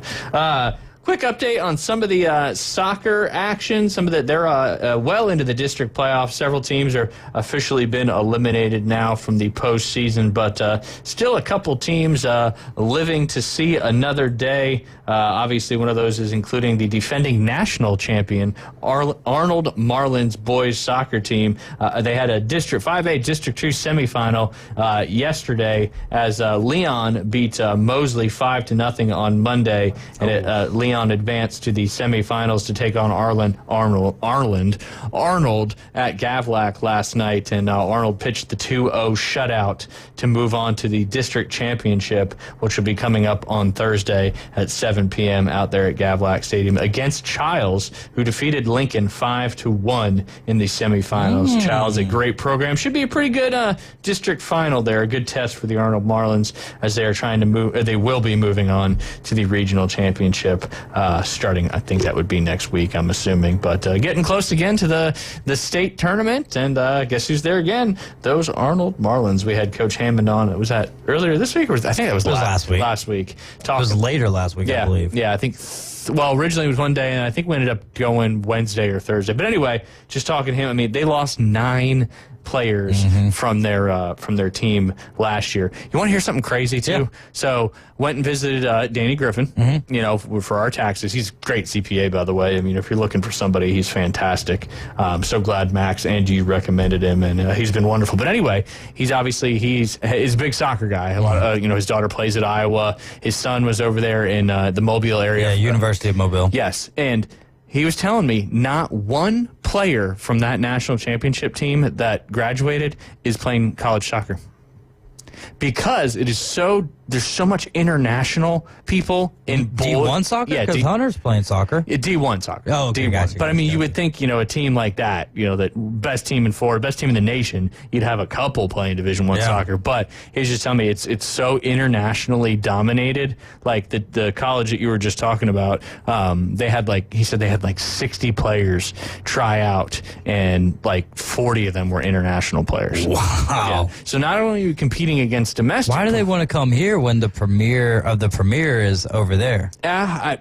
Probably because getting to that level, this might be a stepping stone for it. And I know, like Josh Chandler, the keeper from last year's team, he's trying to play like professional soccer and some of the minor league stuff. But it's just men's soccer in the college level is an international ball game, kind of like golf on the women's side is an international ball game as well. But just thought that was a crazy statistic from a significant, obviously the best team in the country, and not one player playing Division I soccer. That's the opposite of how it works in football and basketball, right? No doubt. Although you're starting to see that international presence a little more, not in college, but certainly in the NBA. Yeah, and Lexi, his daughter, she's over there at Iowa and medically redshirted last year, dealing with a pretty significant injury, so she'll be back next year. And there was another Arnold girl, I believe her last name was Lebdowie.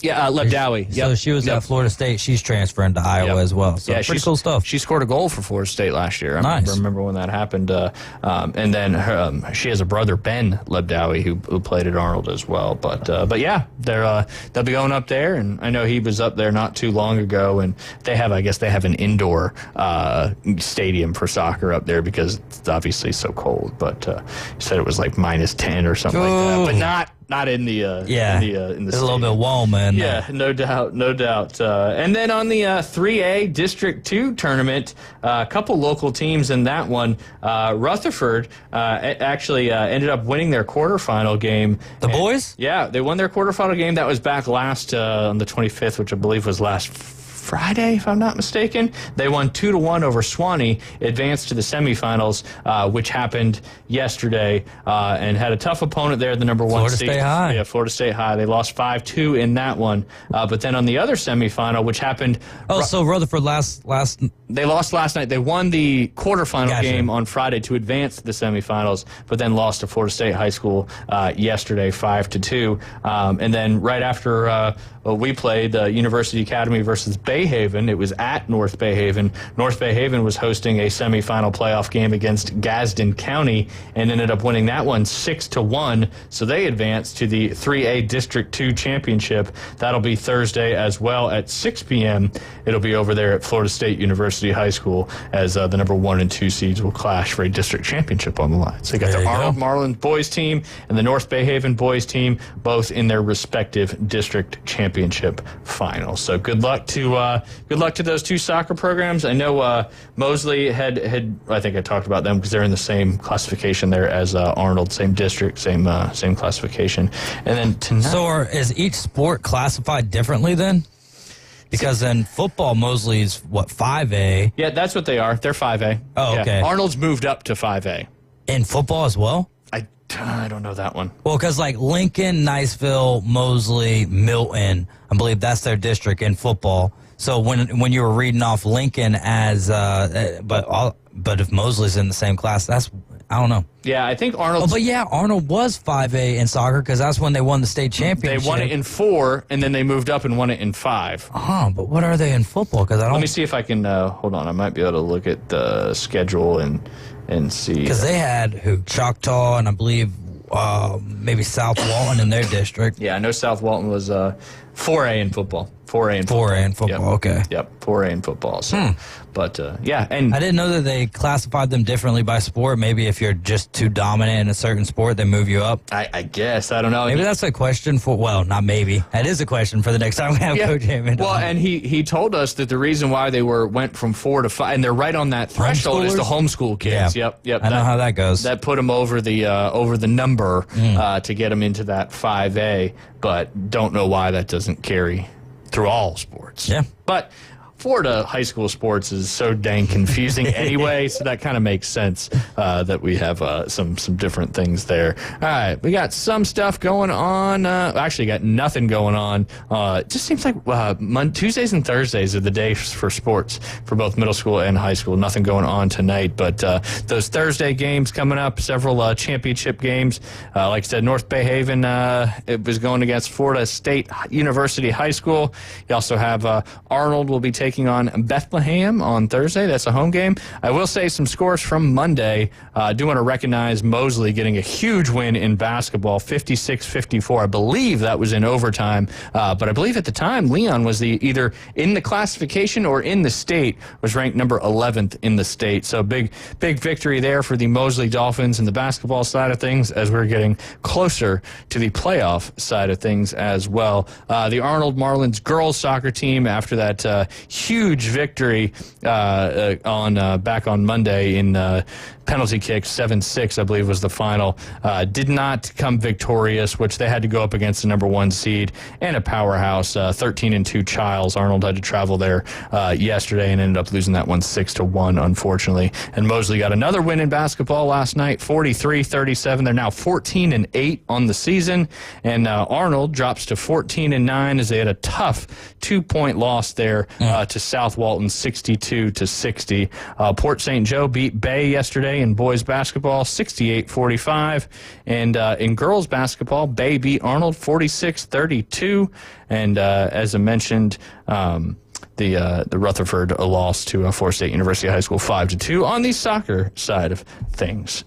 So yeah, a lot of good stuff going on right now. We're about to approach basketball playoffs. Soccer playoffs districts are about to get over, move on to regionals, and just like that, baseball season will be upon us. Yeah, and then it's going to be the end of the school year, and then we're going to be looking forward to high school football starting, college football starting, and the NFL. Let's just keep it rolling. The cycle of sports. No Olympics this summer. Yeah, that was a nice little break in the action. Yeah, that's okay, though. We'll find something fun to talk about. And obviously NBA and NHL season. We got a caller on the line? All right, who do we got out there? Ryan, it's Jay. Good to hear from you. You know, you only waited until we had 2 minutes left in the show. I know. It's okay. So you guys wanted an update on Sailor. Of course, and, not us. Our entire listener base wanted an update on Sailor. So she made it through surgery okay, and I've not picked her up yet. I'm about to pick her up here in a few minutes, but she's okay, and she's going to be sleeping. She'll be night-night all afternoon. Why the Boo Birds? Because he hasn't picked her up yet. He was supposed to pick her up at 12 o'clock, and that's disappointing because she's been sitting there waiting on a pup cup. Pup cup, yep. Oh, yeah. Pup cup with a ditty doc. That's right. So how are you guys today? We're doing I know good. you're about to end the show. Yeah, that's true. Jay, what are your takeaways from today? What are my takeaways from today? Oh, boy. Doesn't even have to be from the show. No, just what is something you took away from your today lesson? so far? Yeah, I don't know. I have no clue. How has the service been at the Magnolia Bay Animal Hospital? Unbelievable. It's been amazing. Good. So they've done great, and it was a good check-in this morning, and there were a few tears shedded this morning, but all good. Yeah, Sailor has a propensity to shed some tears. I know. I've seen it in person. I've seen it in person. She does. You better snuggle that girl up and give her lots of love, and I'm sure she'll have a cone when you pick her up. But I appreciate you giving us a shout, Jay. Real quick, plug what you got coming up. I saw you filled another spot. I think you posted another young gentleman that'll be joining your training camp. But I still got one spot left in that. Oh, who was it? I don't know. You're the one that posted it. Oh, did I post something? Oh, I there might be somebody else. Anyway, it might be an old one. I don't know. I could have been on Liam's Instagram account. Preseason training camp, high school golfers coming up this Sunday, Bay Point, from 2 to 4, 6-week program. Go to golfwithjay.com. There's one spot left. Get that one person. That. If you want to be that person, go to golfwithjay.com or just reach out to Jay. You can reach out to us too. We'll get you hooked up, and so we'll get the love connection going as well. Jay, give Sailor our love, and appreciate you giving us a quick call. Look forward to seeing you tomorrow once you're done with your lesson. Absolutely. Y'all have a great day. You too, Jay. Thanks for giving us a shout. Right. You guys listen to the Inside Drive. Afternoon Underdogs coming up at 4. And right after the Afternoon Underdogs, that'll be the tip-off for Auburn at LSU. You guys have been listening to the Inside Drive. We appreciate it very, very much. We'll see you tomorrow.